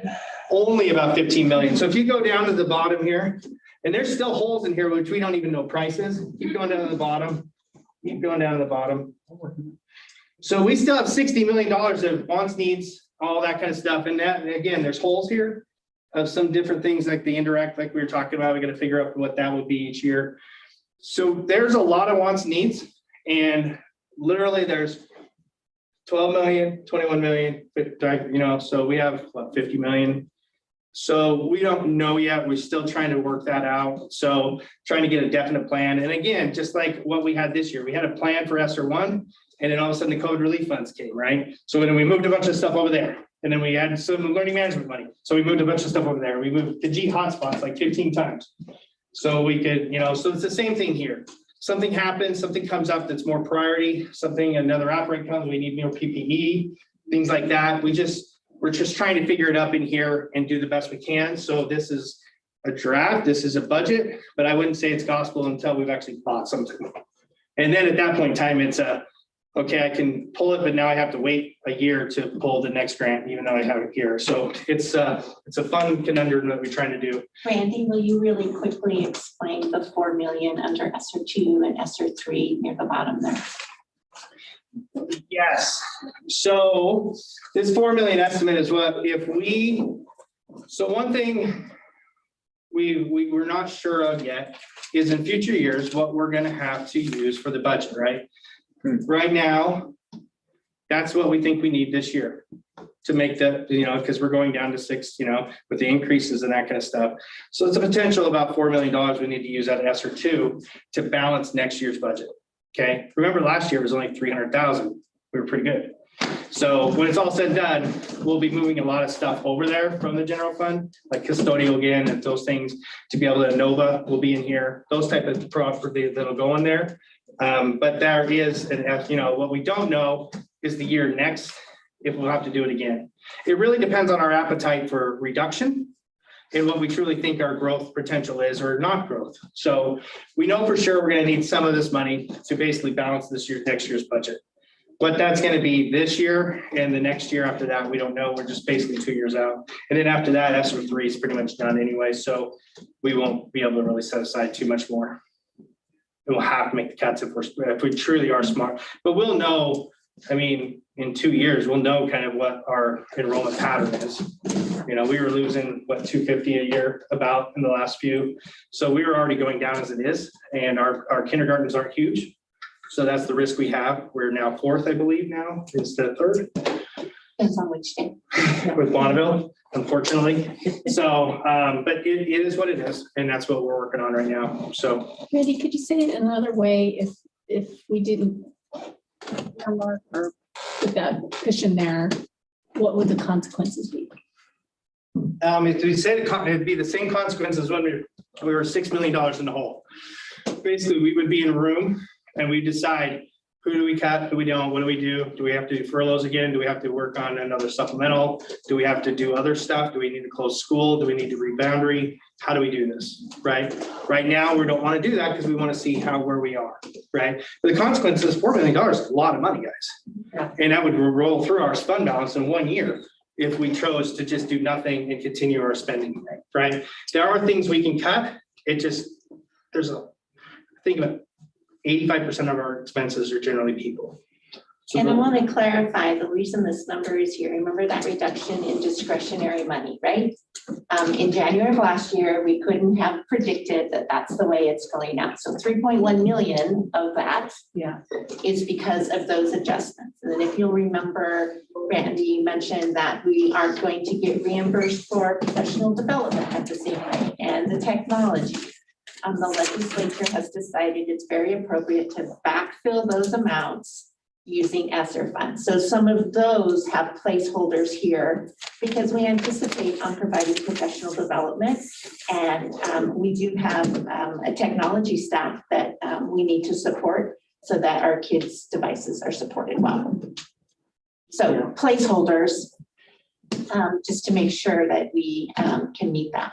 Lots of things could change. It's really difficult. You'll remember that we have kind of decided on the 640 number. If there are students who return, then that number changes, opens up some flexibility here. Yeah, we felt it was more prudent to go a little lower, about 13.3-ish with union. As opposed to trying to pie in the sky it and then find out later we had to come back and say, well, we're $3 million over budget, guys, so we need to take out ESSER now. We're just kind of anticipating in worst case scenario, we at least set this aside. Remember, we did the same thing, we did $1 million at ESSER 1, and now we need. So, and again, we just never know what the legislator is going to do with changes. You never know what COVID happens. COVID could rear itself back up like it is in India. You just never know. And so we just want to be prepared and we'll set aside a number of this. So as we thought about how we can keep you informed about potential expenditures out of the ESSER funds, we felt like a structure like this would be helpful. You'll notice that there are some things over in ESSER 2.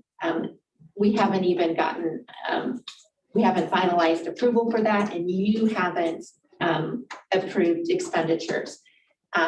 But you did approve them in ESSER 1, but now we know that contract is going to go 4 years, and so those numbers are represented in a different pattern. But we wanted to create some type of way to help you see where it's at. We do expect one more adjustment to our ESSER 2. And because our charter schools are going to become their own LEAs. And so Randy has listed a placeholder there. We honestly don't have any idea what that amount will be. They're gonna take some, and this amount was about 3 times amount this month, so I just kind of did about 3 times amount. That's kind of all I did, and so hopefully they don't take more than that, but we don't have control over that anymore when they came on LEA. So there's a lot of things on there we need and want, and things aren't gonna be addressed still. So, but we'll do what we can with the money. We will not overspend it. I can guarantee you that much. When the state won't allow us, and we will not double book revenues. So that part of, if that's the case, I won't be here anymore. So, but we will take care of this money and do it wisely and to make sure we don't get ourselves in trouble with the government and the lawyer and the auditors as well. So I'm actually a part of another setting where we're dealing with the auditors to make sure us and West Ada and Boise are on the same page with making sure we're doing this, and the state we're doing it as well. So when we come back in May, will we have like some talking points? I'm gonna have coffee with the lawmaker. And, you know, if you're asked that question of how are you using these funds to address learning needs caused by the pandemic? And I know the things that we've proved already. We're taking care of some HVAC at some buildings. We're giving teachers tools to look deeply into reading and where there might be gaps. So in May, we'll have kind of. what's May now? Oh, you're right. So Next May. yes. Yeah. Yeah, so the plan is, guys, we're gonna have the documents ready. The 24th is when I thought my deadline was. And then Superintendent Keller reminded me that our next meeting is the 17th. So I will not have something a week prior to the 17th because that's next week. I guarantee you I cannot get that done, but we're gonna try to get something finalized. So on the 17th that you come, you will see another document. Superintendent Keller mentioned something about an approval at that time. I don't know if that's prudent because we're actually You gonna- need to see it, yeah, because then it just will go see to the paper, and we certainly want you okaying what Yeah. goes to the paper. Yeah, and so that document is much reduced. Everything's squished. It's all, and so, but if you want detail, we can, I'm always willing to set with you guys and get details prior to that. But it's gonna be, I mean, we have a legislative roadshow, I think is the 10th, is next Monday. So that's the first time we actually, you know, and they're trying to get stuff out the end of this week. They said they're pretty hopeful that the House and the Senate will actually approve our budget this time. So if that's the case, they're kind of, you know, and they're just, we still haven't even seen like half of our federal monies, you know, for like IDEA. I mean, we just got Title I just the other day. It's about $350,000 short what we were anticipating. So things like that. It's like a shop, you know, kind of a little bit we're still trying to work on. Normally, they are done. This one the first year, I mean, they're generally done by mid-February. And it So didn't get this time. I So heard you ask for some talking points. Yeah. And I think one is also that a chunk of this is just keeping our core system going because you guys are running And that chunk seems to be getting bigger every day. well, especially when they don't give us any discretionary increase. So when they don't give, and then they take the other side, it pretty much necessitates that in order to keep the lights on, we have to do this and keep our current staff the way it is. And so hopefully we can know in a year from now where we're gonna be. We'll know a little bit better and they won't, I mean, don't get me wrong. I'm glad we got all this money because these conversations would be a lot worse. And our share, we got almost as much as like West Ada and Boise, and we're a third their size, right? Half the size of Boise. So we can't, you know, the money is needed, but and it's good that we have it, but it's a bummer. It's all one-time money. And eventually we will need to make sure we right size our district for the enrollment size we have. Because we don't want to increase our supplemental. Yes. I have a quick question. Can you help me with your units? So this year, our original budget units were 665, and they were based on ADA, because that's what we knew at the time to be. There was conversation that they would go to the enrollment and that this year's budget would be based more on an enrollment than an ADA. Is that what the 661 number comes Yeah, from? so if we were to still stay ADA on this, our number was all the way down to like 630. And then we would be in protection, West Ada would be in protection, Boise would be in protection. It actually, I would think, almost bankrupt the entire districts, because the 3 largest districts, the other districts would have to pay into that. So it was gonna be a nightmare. So they switched it, they changed the definition of ADA to average daily enrollment, and we got up to this amount. Okay, and basically saved majority of us from going through that pain. That sunsets, it's supposed to sunset at Sign Die. Well, apparently they might not do that. So theoretically in September, if they don't sign die, I guess it continues to go, I guess. I don't know how that's gonna work. Thank you, because I Yeah. was looking at 661 going, that's really high than what we've talked about earlier, but Yep. that's because it's enrollment. So then I look at the proposed. And Yep. I look at the 640 and I go, okay, nobody's talked about enrollment anymore. They've all gone back to ADA for next year. So Yes. is this 640 then based on ADA? So the JFAC budget is based on ADA, not based on average daily enrollment. If they would try to go back, because the assumption is some of these kids that just left the system are gonna come back, and they would have to put so much more into the budget in order to satisfy, because you saw the jump it just gave us from going to enrollment. Just imagine the other districts as well. It was millions and millions of dollars, probably $100 million to get us to average daily enrollment. So they went back to ADA and said, we're not adjusting anything yet. That's what JFAC So for assumes. me, that's, and when you say kind of, let's talk now about your biggest concerns, I think that's usually our number one number that, you know, is the majority of everything we get. We either guess that right or wrong, right? So that's kind of why I'm keying in on what that unit number is, how we're coming up with it, and how we think or don't think legislative session's gonna come back with that.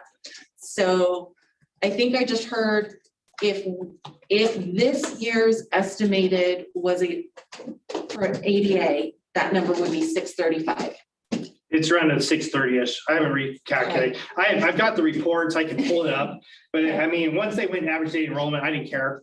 Because it was like, this number's all I cared about, because this is how much we were gonna lose. So yes, I would just say, just go, this number is based on normal life with us. Over the since I've been here and before that, this number is based on what we're doing. That's how JFAC did the budget. That's how everybody, there's some nuances with the law right now that could hit us, but I don't think that'll have taken effect. We believe that it's gonna be average daily attendance, similar to the year prior, to the year prior to that, to year prior to that.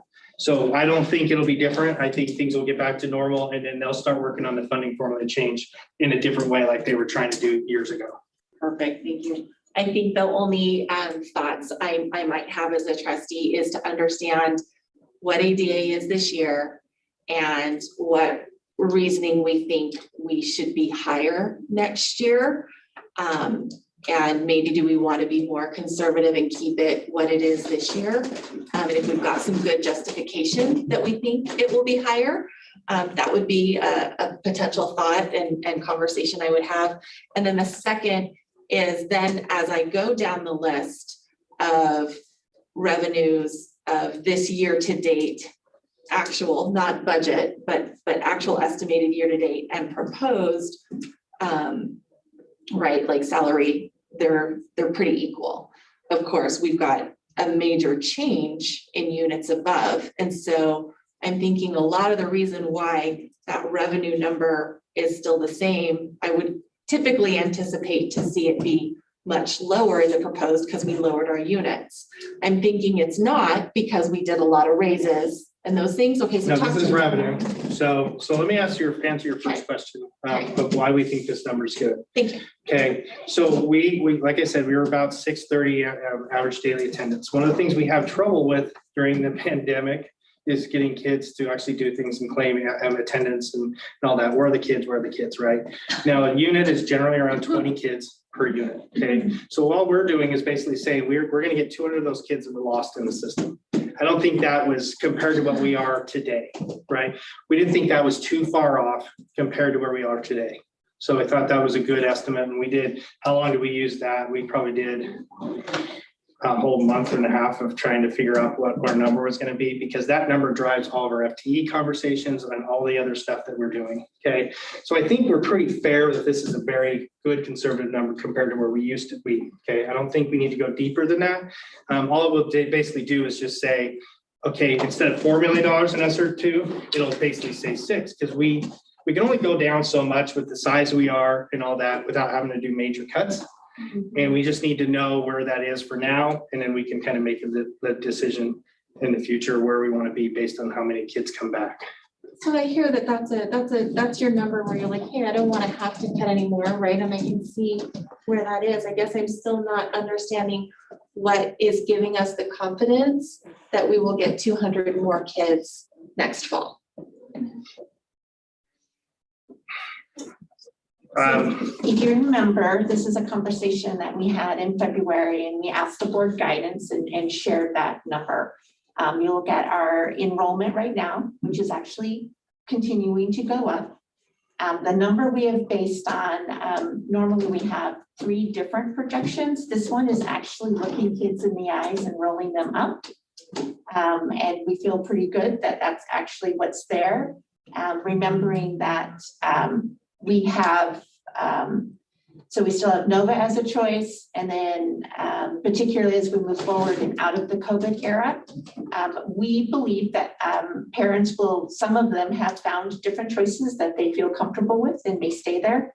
So we're not budgeting 800, and I don't think it's actually quite 200 if you look at our numbers right now. Yeah, I was just kind of up in the air. So we're actually budgeting flat from where we were.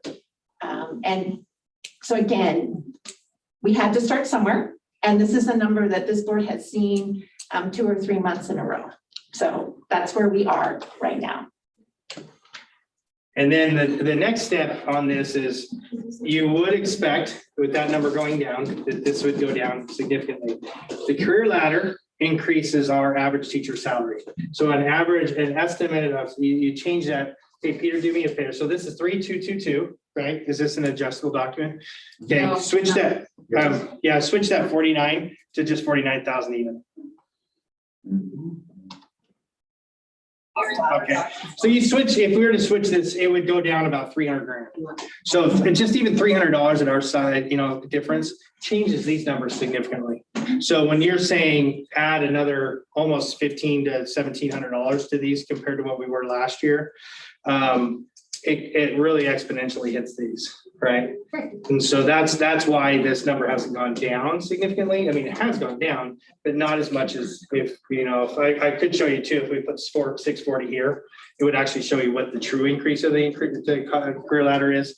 That's how I'm going to do it for the negotiations, to say this is what we actually got for career ladder earnings. But this is kind of where we are right now. It's because these are actual numbers that we will get reimbursed because the state legislature has increased those numbers. Yeah, so the revenue has nothing to do with reimbursement. Revenue, it has nothing to do with what we pay. This is a funding formula. It's a funding formula. We pay 60 grand, they'll give us 50. What we did. These are still guesstimates, because remember, we have some retirements and resignations, and then we'll hire.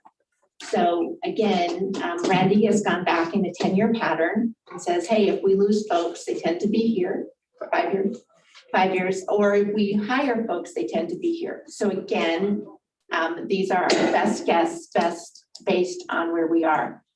What's really nice in this year is we have relatively fewer folks who have chosen to leave us to this state. So that's really good news. So that means more of those numbers are actually the right numbers that we've put in there. And we're only looking at moving 40 people around, those who might have left and those who we will hire. And the other part that is in here, so we don't know, we won't even know. So there's that new tier, the career ladder. So that's the third tier. So we found out who made the first tier this year right around February, March, maybe April. I finally got the numbers on who went there. So those people will go up to tier 2 if they continued on their, the next stage of that tier. The problem is we don't know who's going to make it from this year to go to that, the next one. So there's a whole group of people, we can't even know who it is because the big portion of it has to be their evaluation. their evaluation's not even due until May, end of May. So this could be low because we've redesigned and we've made sure that everything we do to help get those teachers to that next level so we can get the revenues from them. But that number, we just don't know who's gonna move to that level. So until next year, but the good thing is that means this number is low, not too high. Because there's a group of people who might go to P5 and stay at P5, or they might go to the advanced placement 1, which pays about $2,500 more. So the numbers that Randy is doing here in budgeting are really typical for this time of year. He's explained to you where our risk is and what numbers are likely to change. That is not different than previous years because those are all patterns that are really common. Other questions?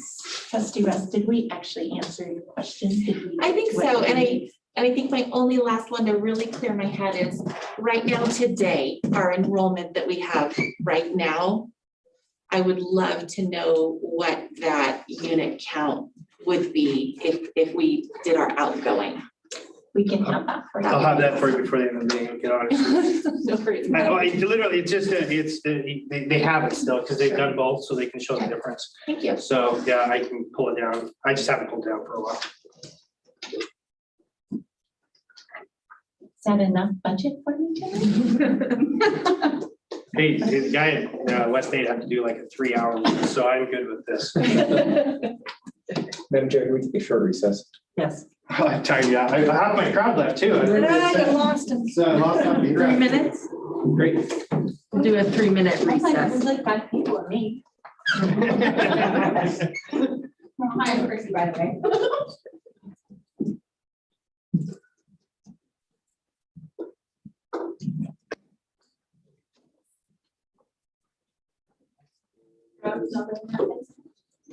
She did not, and they put her in #1 singles and she's not good. She has hurt ankle now anyway. So she always plays like the best girl in the whole team. And some of them, they're like literally state champions or like club players. So it's all right. It's fun. She loves it.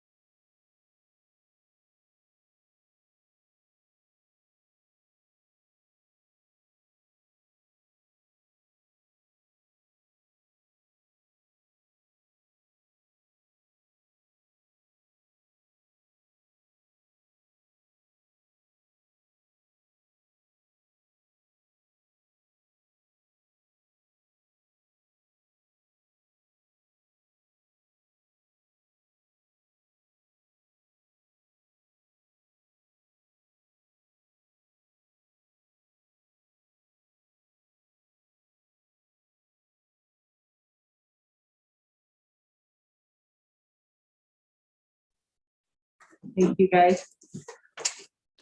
1000 series. Policies to consider. These were the ones that at least 2 trustees had an interest in. And I think on most, if not all of them, I was one of the trustees that was interested to do a deeper dive into what ISBA had. And I know a lot of them are things, especially like that I felt like the board goals and objectives, new board member workshop, board development opportunities, even the in-service conference for trustees are ones that I feel like are going to be hopefully addressed in our handbook. And I wasn't super sold on necessarily it needs to be a policy, but if we put it as part of our norms and our procedure in the handbook. Trustee Westfall, though, I'm going to let you, if you have a different point of view on that, as we both are on the policy. Are you suggesting that all of those are covered in the handbook somewhere? Or could be. Or should be, yes. May I ask a clarifying question about that? What kind of authority will the handbook have as opposed to policy, though? That makes Also my sense. question, thank you. Yeah, so if it's in policy, it seems that, well, it's policy versus the handbook. Is the handbook going to have The weight. enforceability like policy, or is the handbook a bolt-on? Does that make sense? Is it, Yes. is it a guide or is it going to be in Yeah. stone? So I feel like we touch on these things as far, so I mean, if you take 1620, for example, the board goals and objectives. Like, I feel like in previous years, this has been just a board norm of things, but there's other policy that addresses this, which is why we maybe don't have this exact policy in writing. So as I read through it, I was like, yes, I don't have a problem with any of this. I just think maybe this becomes part of our board norms discussion and handbook discussion. But, and that's why we're bringing it forward here, Sure. to see what you guys think. So Chairman, does it seem a little redundant almost, some of it? Like, this doesn't necessarily need to be policy because it's already included in other places, or? Yeah. Okay. And the other one was the new board member workshop, like, I mean, those are great things, but those are, You have it. we don't have I was it. like, where was? We don't have that. And to be honest, it's an expense. Yeah. And I don't know that, I mean, do you know what I'm saying? Like, I don't feel like I can say, hey, newly elected trustee, you have to budget this time to do this board member workshop. I don't really know that any of us have the say to require that piece. Does that make sense? Yeah. We all know that they're valuable, and I think we've all done them and asked, like, where can I find more information and do this? So that's why I kind of was thinking that, like, it doesn't necessarily need to be in policy. It can just be part of our norms in our handbook. I don't know that something. Sure. There Let's needs to be a pretend for a moment, consequence. though, that we have 3 brand new trustees in November who ran for a variety of reasons. I wonder if it would be a better expression of our intent that you do the governance one and get rooted in what it is a trustee does. So I was kind of looking through it through that lens of what do we think as a board to future boards is important. To have that grounding in the difference between governance and management and the trustee's role. So. I tend to agree with Trustee Ross, Trustee, it's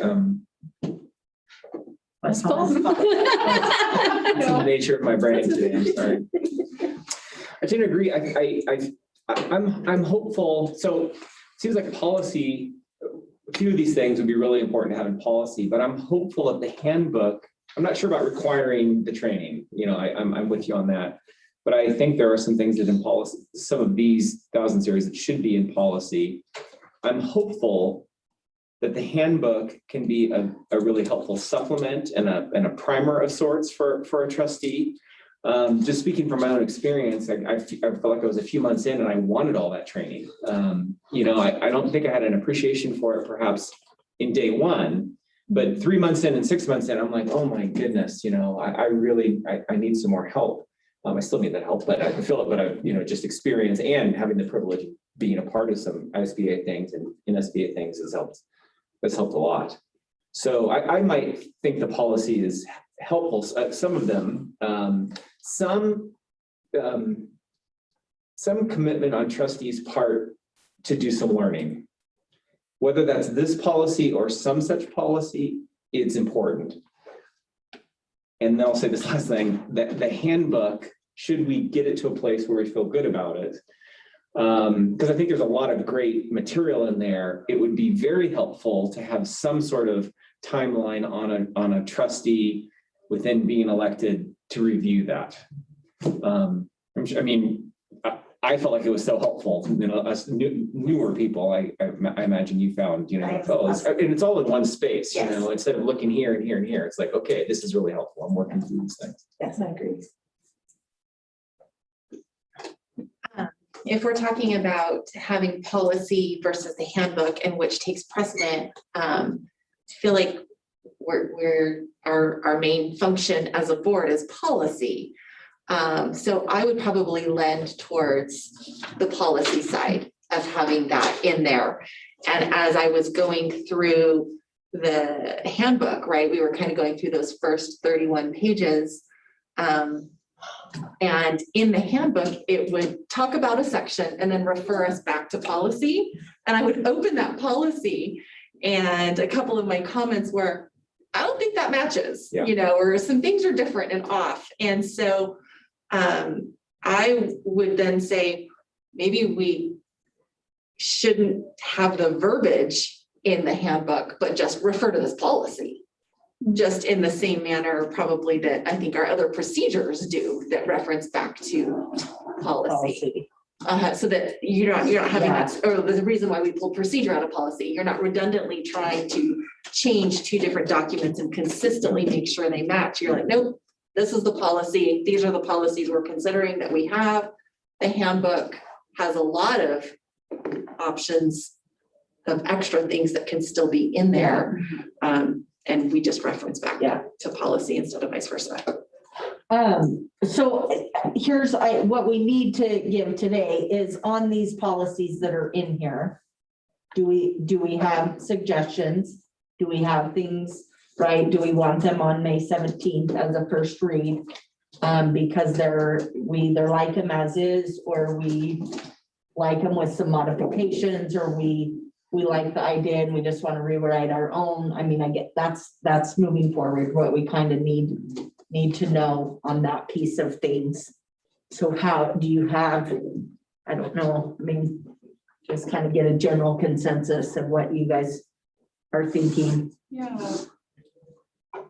Feedback I had when we were talking about 1525 board meeting news coverage, I wasn't sure that was enforceable. And we're recording now, people can come in here and record it and take pictures. Would the superintendent police the audience, you know? Because I mean, you have cameras everywhere. Yeah. While this is nice, I didn't know whether it would be enforceable. So I have a thought on 1640.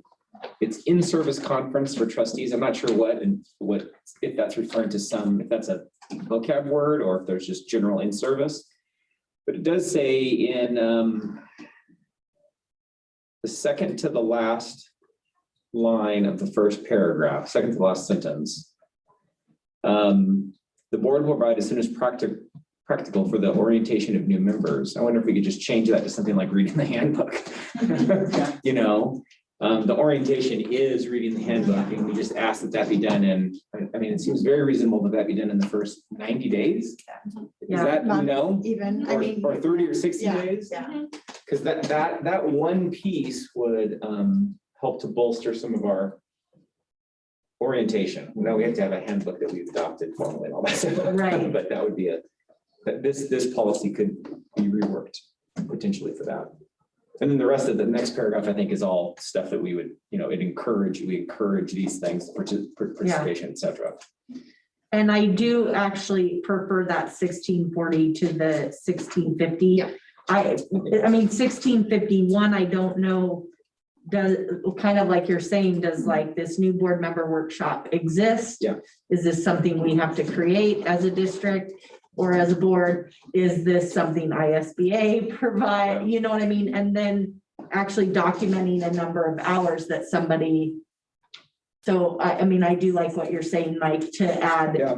so. There are states that do that, actually. I Googled it because when I was a newbie, and it was like Illinois or something, has quite a developed, I may be wrong on that particular state, but it's a Midwestern state that had quite a developed board training. And Yeah, I'm like, well, this wouldn't apply to me. I mean, Idaho, you know, but, Yeah. but because I was looking for something like that. And Yeah. I think something like 1640 with the use of the handbook could be helpful. Our legislature did consider a bill to require a training for us, by the way. So it may be coming. Did this go around? Oh, it might have been earlier this session. or Yeah, well, last session. I'm all, I think that's yeah, I wonderful. can't I think that would remember, be helpful. it was either early or last, like you said, yeah. Because if, you know, as Trustee Westfeld said, if we're in a situation where we have a quorum of new folks, we need to have done our due diligence to help guide what that Right. means to be a new board member. Because I imagine they'll have some ideas, but they, you know, I mean, there was much to learn. Yeah. Continues to be. I think for editing purposes, I'm comfortable with taking 1640 and 1650 and combining some of that language to the topic of the new board member handbook.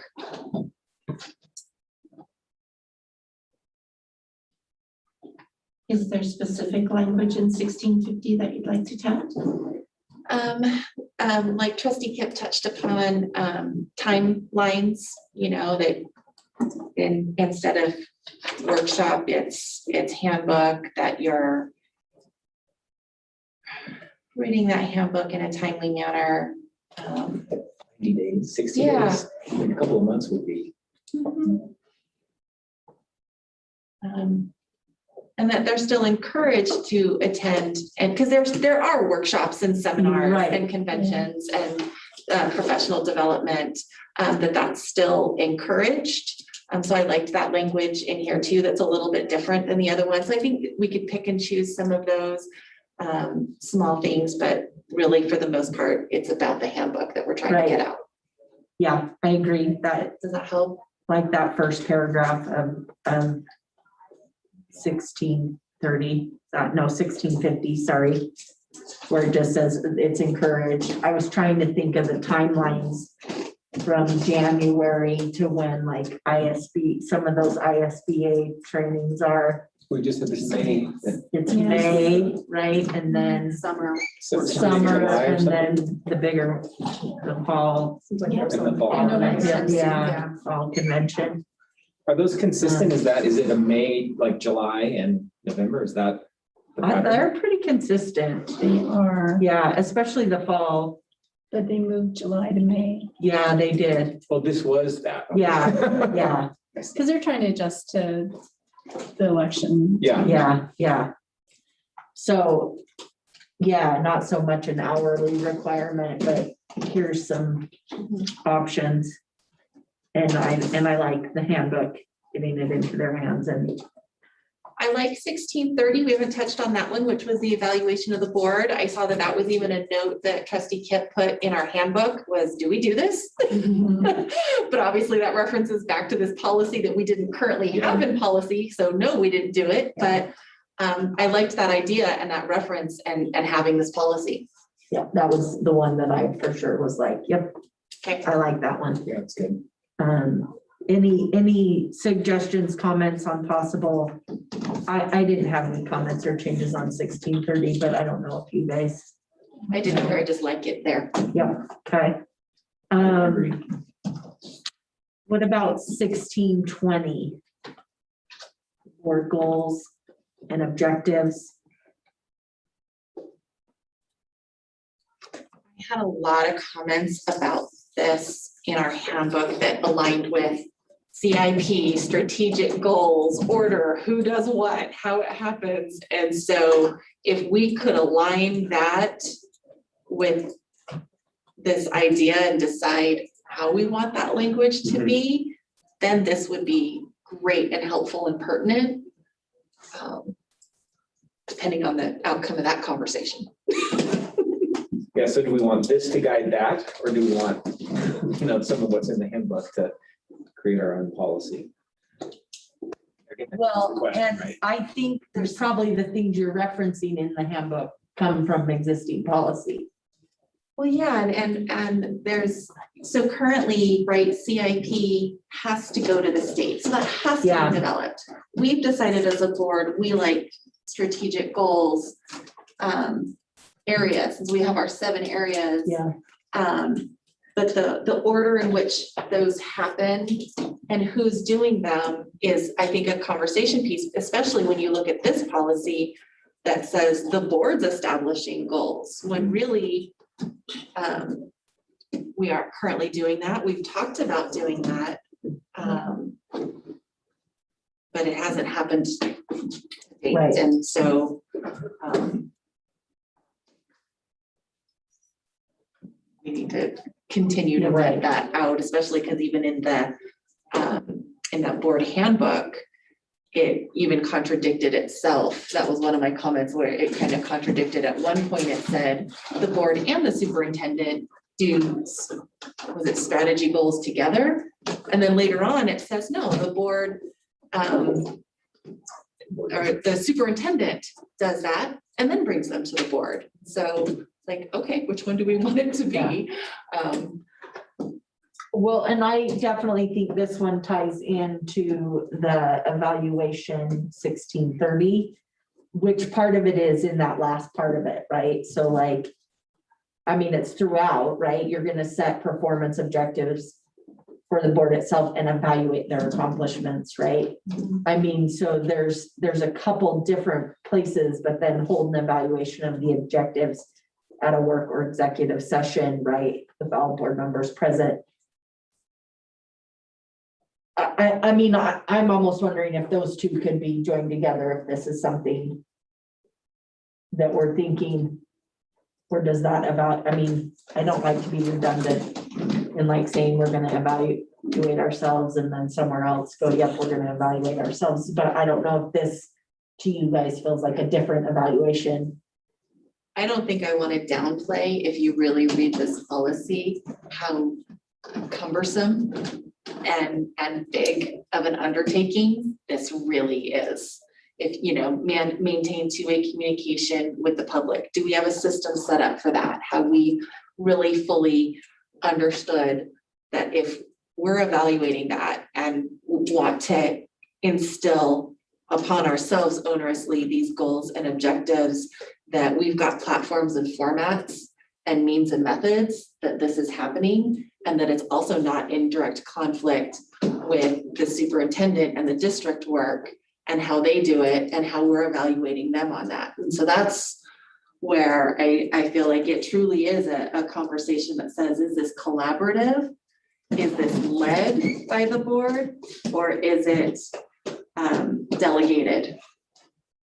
And I will probably say we are not currently in this stage probably set up to lead. I mean, we might want to get there, but I would be nervous to set up 16, 20, and 30 as an expectation when we really don't have that infrastructurally in place. Well, so what if we didn't write it? I mean, as is. Yeah. Right? What if our first was like, we're periodically gonna set performance objectives Okay.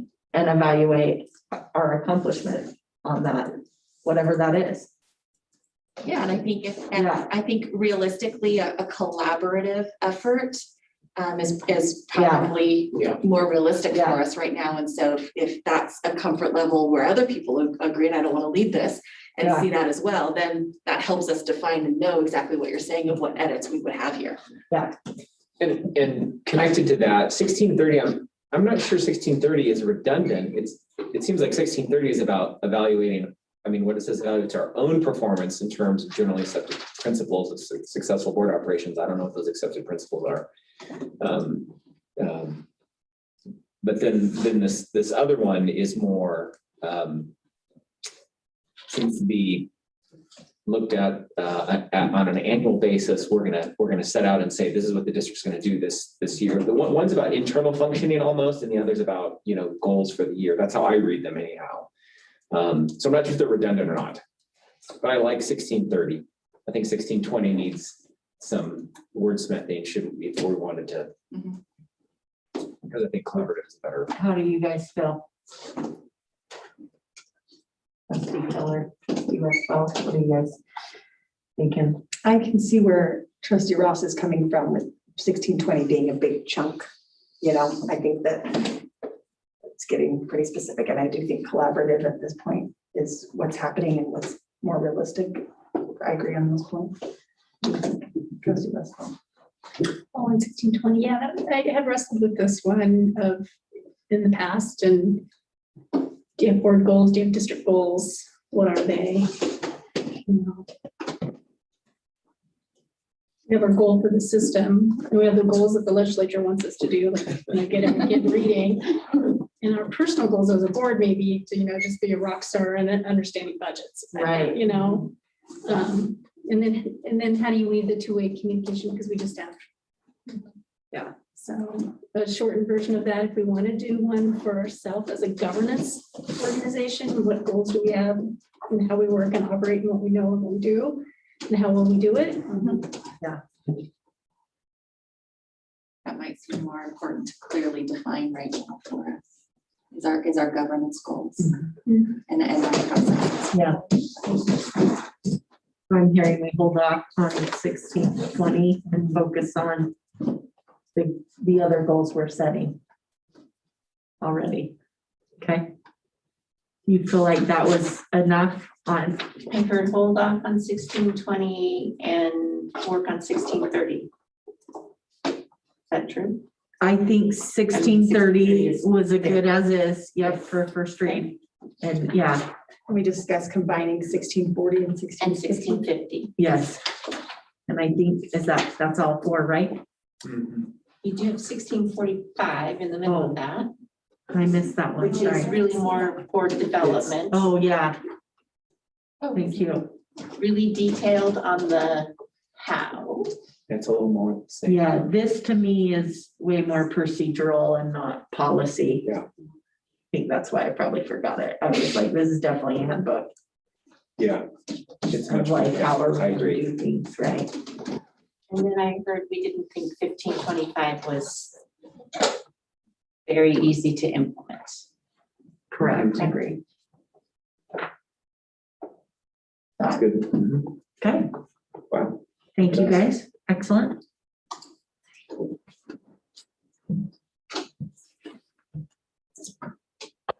Under. So we actually have no update other than what I provided in the Friday letter.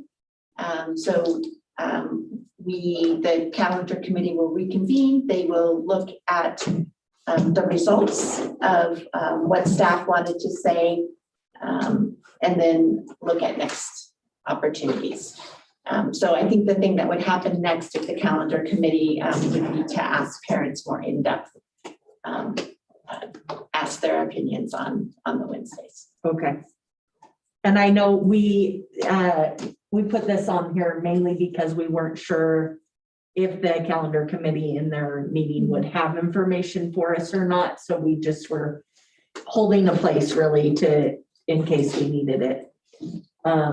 So probably not until June 7th or who knows, maybe May 17th.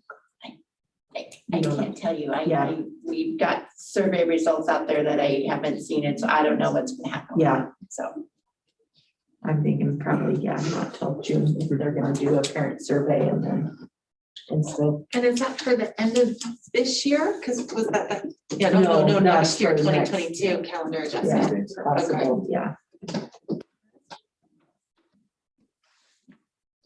Excellent, okay. Handbook. What do you guys say? We got 20 minutes? I feel like we covered a lot of it already. I know. Yes. We got 15, 20 minutes in us of a good little handbook discussion.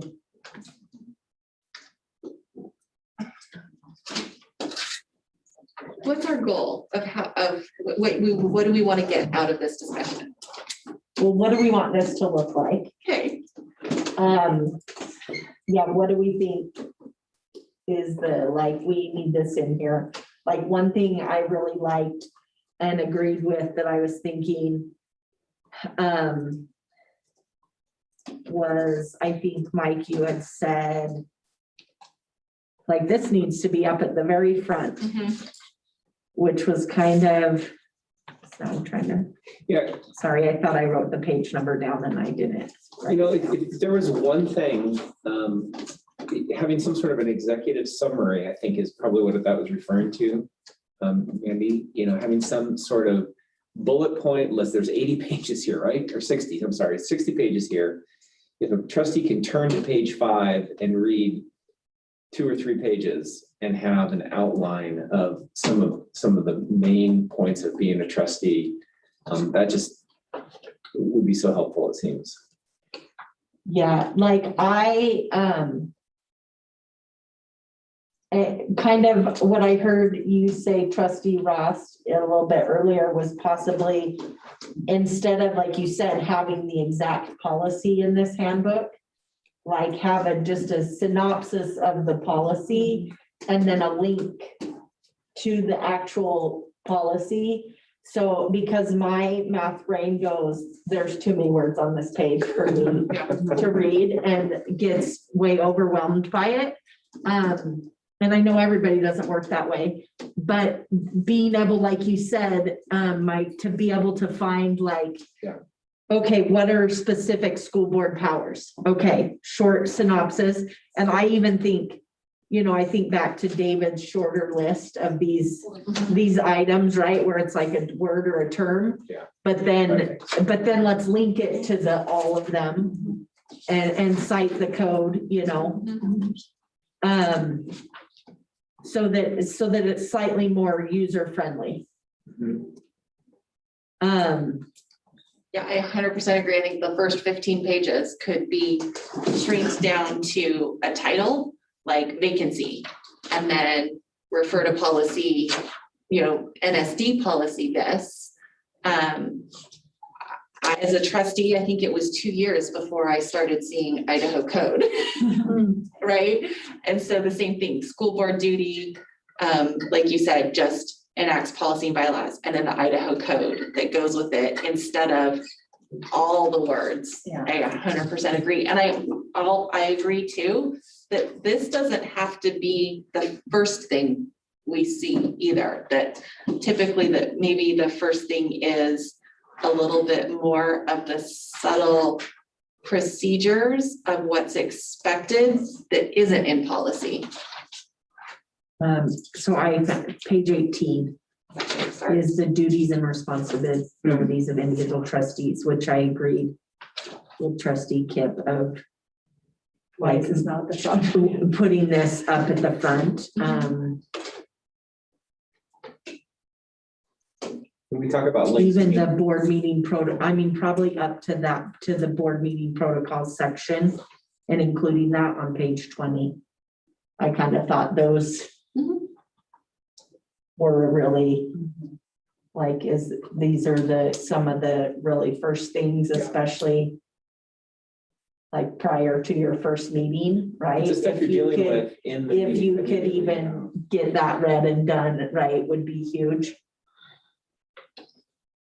We talked, there in here, it references in the board's meetings, Robert's Rules of Order, but nobody knows what that is when they first start out. And which ones we follow, right? Because there's some options to that. So inserting what exactly that is, I think you handed it out to us already a few months Oh, ago. I could get a link to that, yeah. Mhm. Yeah, That'd be good. it's helpful. When we talk about linking things, so we're talking about not, this won't be printed, right? This will be an electronic document, so you can click on things. Is that? That's what I'm thinking. Yeah, I think that's very helpful. Yeah, and then even if, when you, that link just says policy 1300, Right. and you're like, And you just go there. what that is, or even if it's printed and printed, or you needed to go to, you would Yeah. still know what number it It could was. be maybe the appendices or something. Sure. Shuttering over there because you did all those links, I'm sure. It's a huge, it would be It is, eminently useful. it would.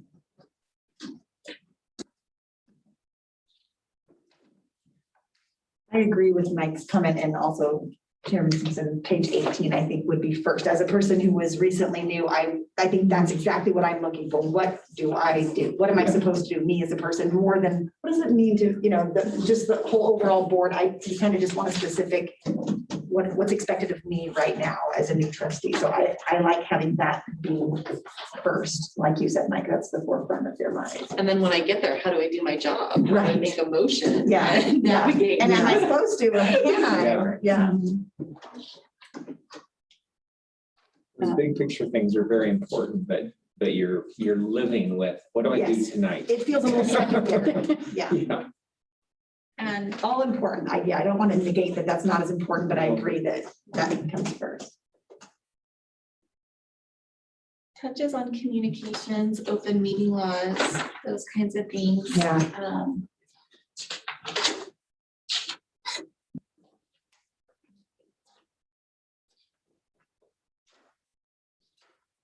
Is it good, turning mindful of time, if we move that chunk to the front, there's lots of details and we need to start thinking about doing internal links.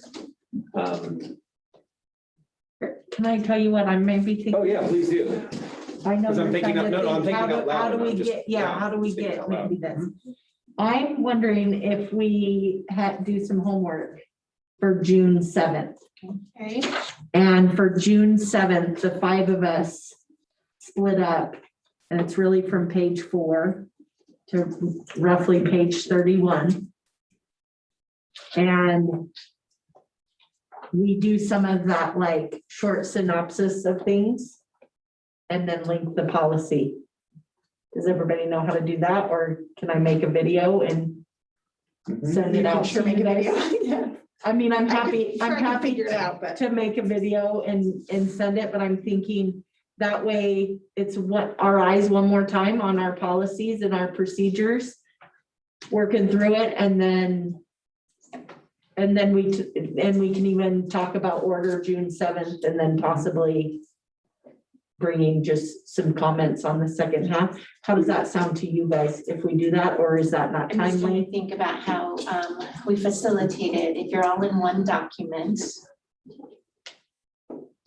doing that, I'm worried about deliberation. So would we give you all separate documents? So that we combine that? I was want to be thinking, clear that we're. yeah.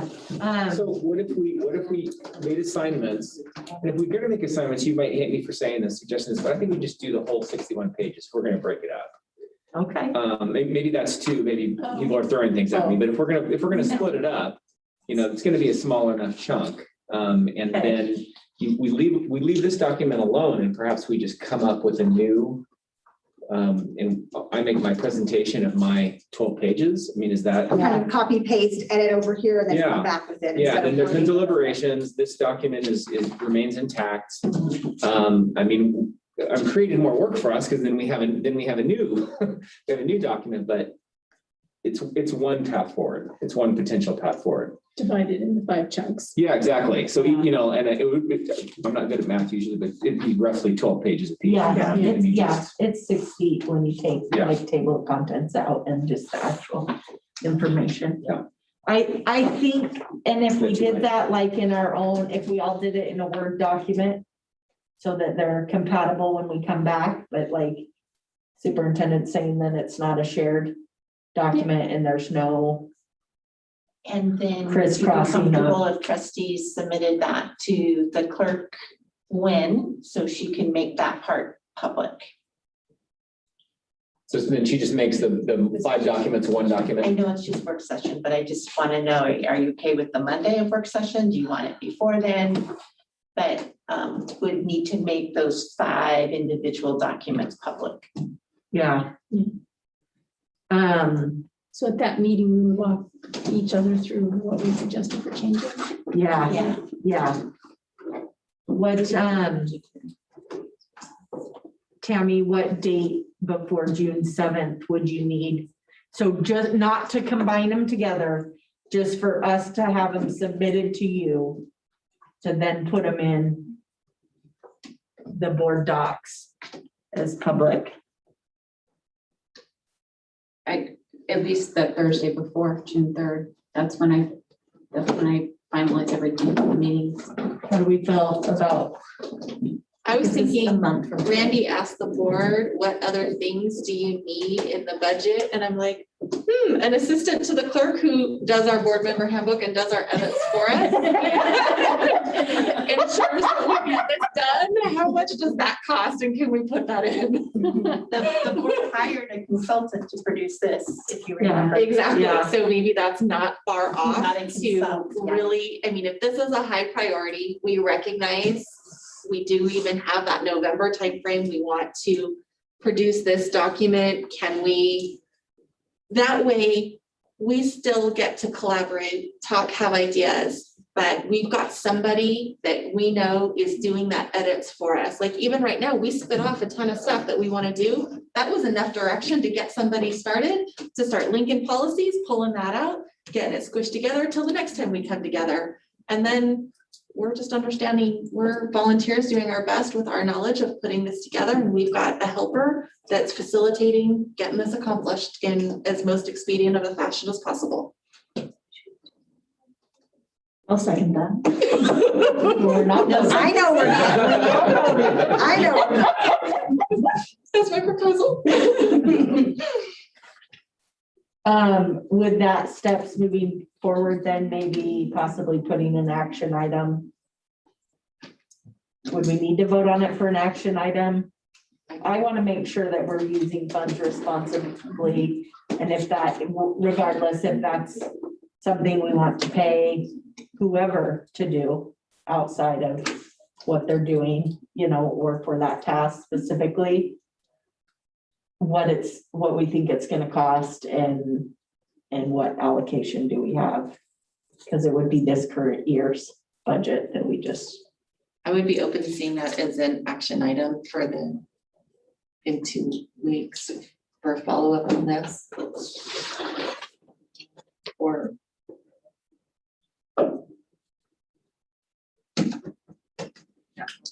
The basics of the job description would include that. clerical word and computer, I don't know what linking skills you need more than what I have. Computer skills.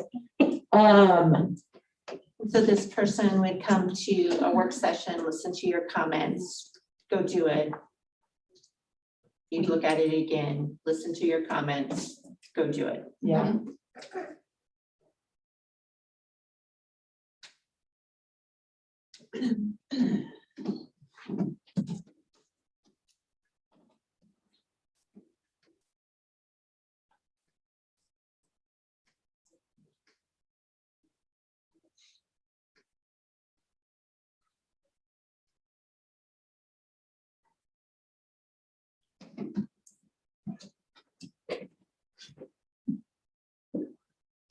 I'm gonna maybe say something here that I may regret. I don't mind going through the document. and copying and pasting and editing. All the linking is tedious. And if, I don't know, is that something, I mean, I wouldn't mind going through and taking a swing at this. Honestly, I'm out of school and I have time to do that. And I care about this a lot because I needed it so much personally. So I wouldn't mind doing that, doing a separate document, trying to shrink it down from 60 to 30 or something. And I probably have some time to do that. I will have some time to do that when school's out at the end of this week for me. So I could do that, but I'm not committing to making all the links. So and that's more my, I'm fine We doing have that. people who can make. Yeah. okay, well, That's I can do that if you're, and I'll just, you can look at it then and do what you want to. How about regardless, because we maybe have a possible action item for May 17th. And maybe Mike and I kind of take a stab at things. And then I don't know necessarily that we need to have something in the board packet by May 17th, but even just got update on the progress and is this gonna work? I kind of feel the same, but my open window doesn't come until June. I'm just picturing. But I feel passionate about it and I have no problem, but so that's, I just reviewed all those comments. There's a lot of helpful comments here Yeah. that would do some of the work. And if we copy and paste and then edit is what I'm thinking. Yeah, I'm not going to start from scratch and right. you'll have obviously those two and you'd be like, you did a terrible job here. Oh, this is helpful, maybe, something like that. Yeah. But I may regret that I just volunteered to do that. I feel like then we update May 17th and if you and I feel like Sure. not gonna work, then Yeah, I'm not sure. Then we have other May things. 17th, but Yeah. but I can be well into the way after Yeah. graduation and grading and summer school starts. I'm just wondering, based on this discussion, whether or not there might be a trustees handbook out there, even in the state of Idaho, that's more aligned to what your discussion. Again, we started with this because the board paid for this document. It may be far enough away from the philosophy of how this was generated that I wonder, spending time in this, and you can decide, or whether or not there would be other documents that are more highly aligned to the discussion you had tonight. I don't know the answer to that, but I think there's a lot of good stuff in here. I just felt like it wasn't as helpful of an order as it could have been for a new trustee, because there's so much overwhelming stuff initially. When was this developed originally? Do we know that? 2017. Okay. Yeah.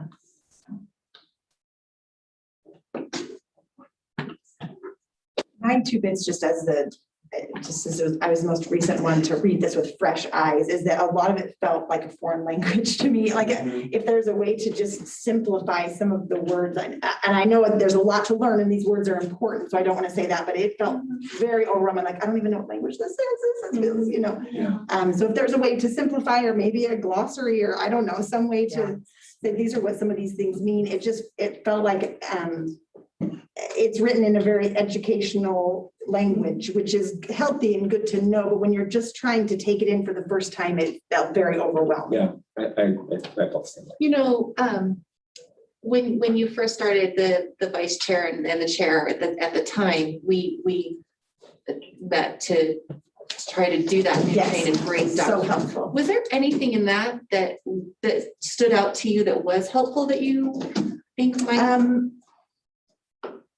Oh, it was. I know, and I'm putting you on the spot. And it was in August when there was a lot of other Right. overwhelming issues that were happening in the district. Maybe think about that too. Yeah, I do remember you brought me some Idaho code and some policy that you had printed out and said, this is really helpful for you to become familiar with. And again, it was still kind of that legalese, that was, but it was helpful to read. And I have them and I have referred to them. And so Okay, those kinds of things. that would be Yeah, just good input too, especially if we're gonna look at this with fresh eyes of something new, yeah. to understand that.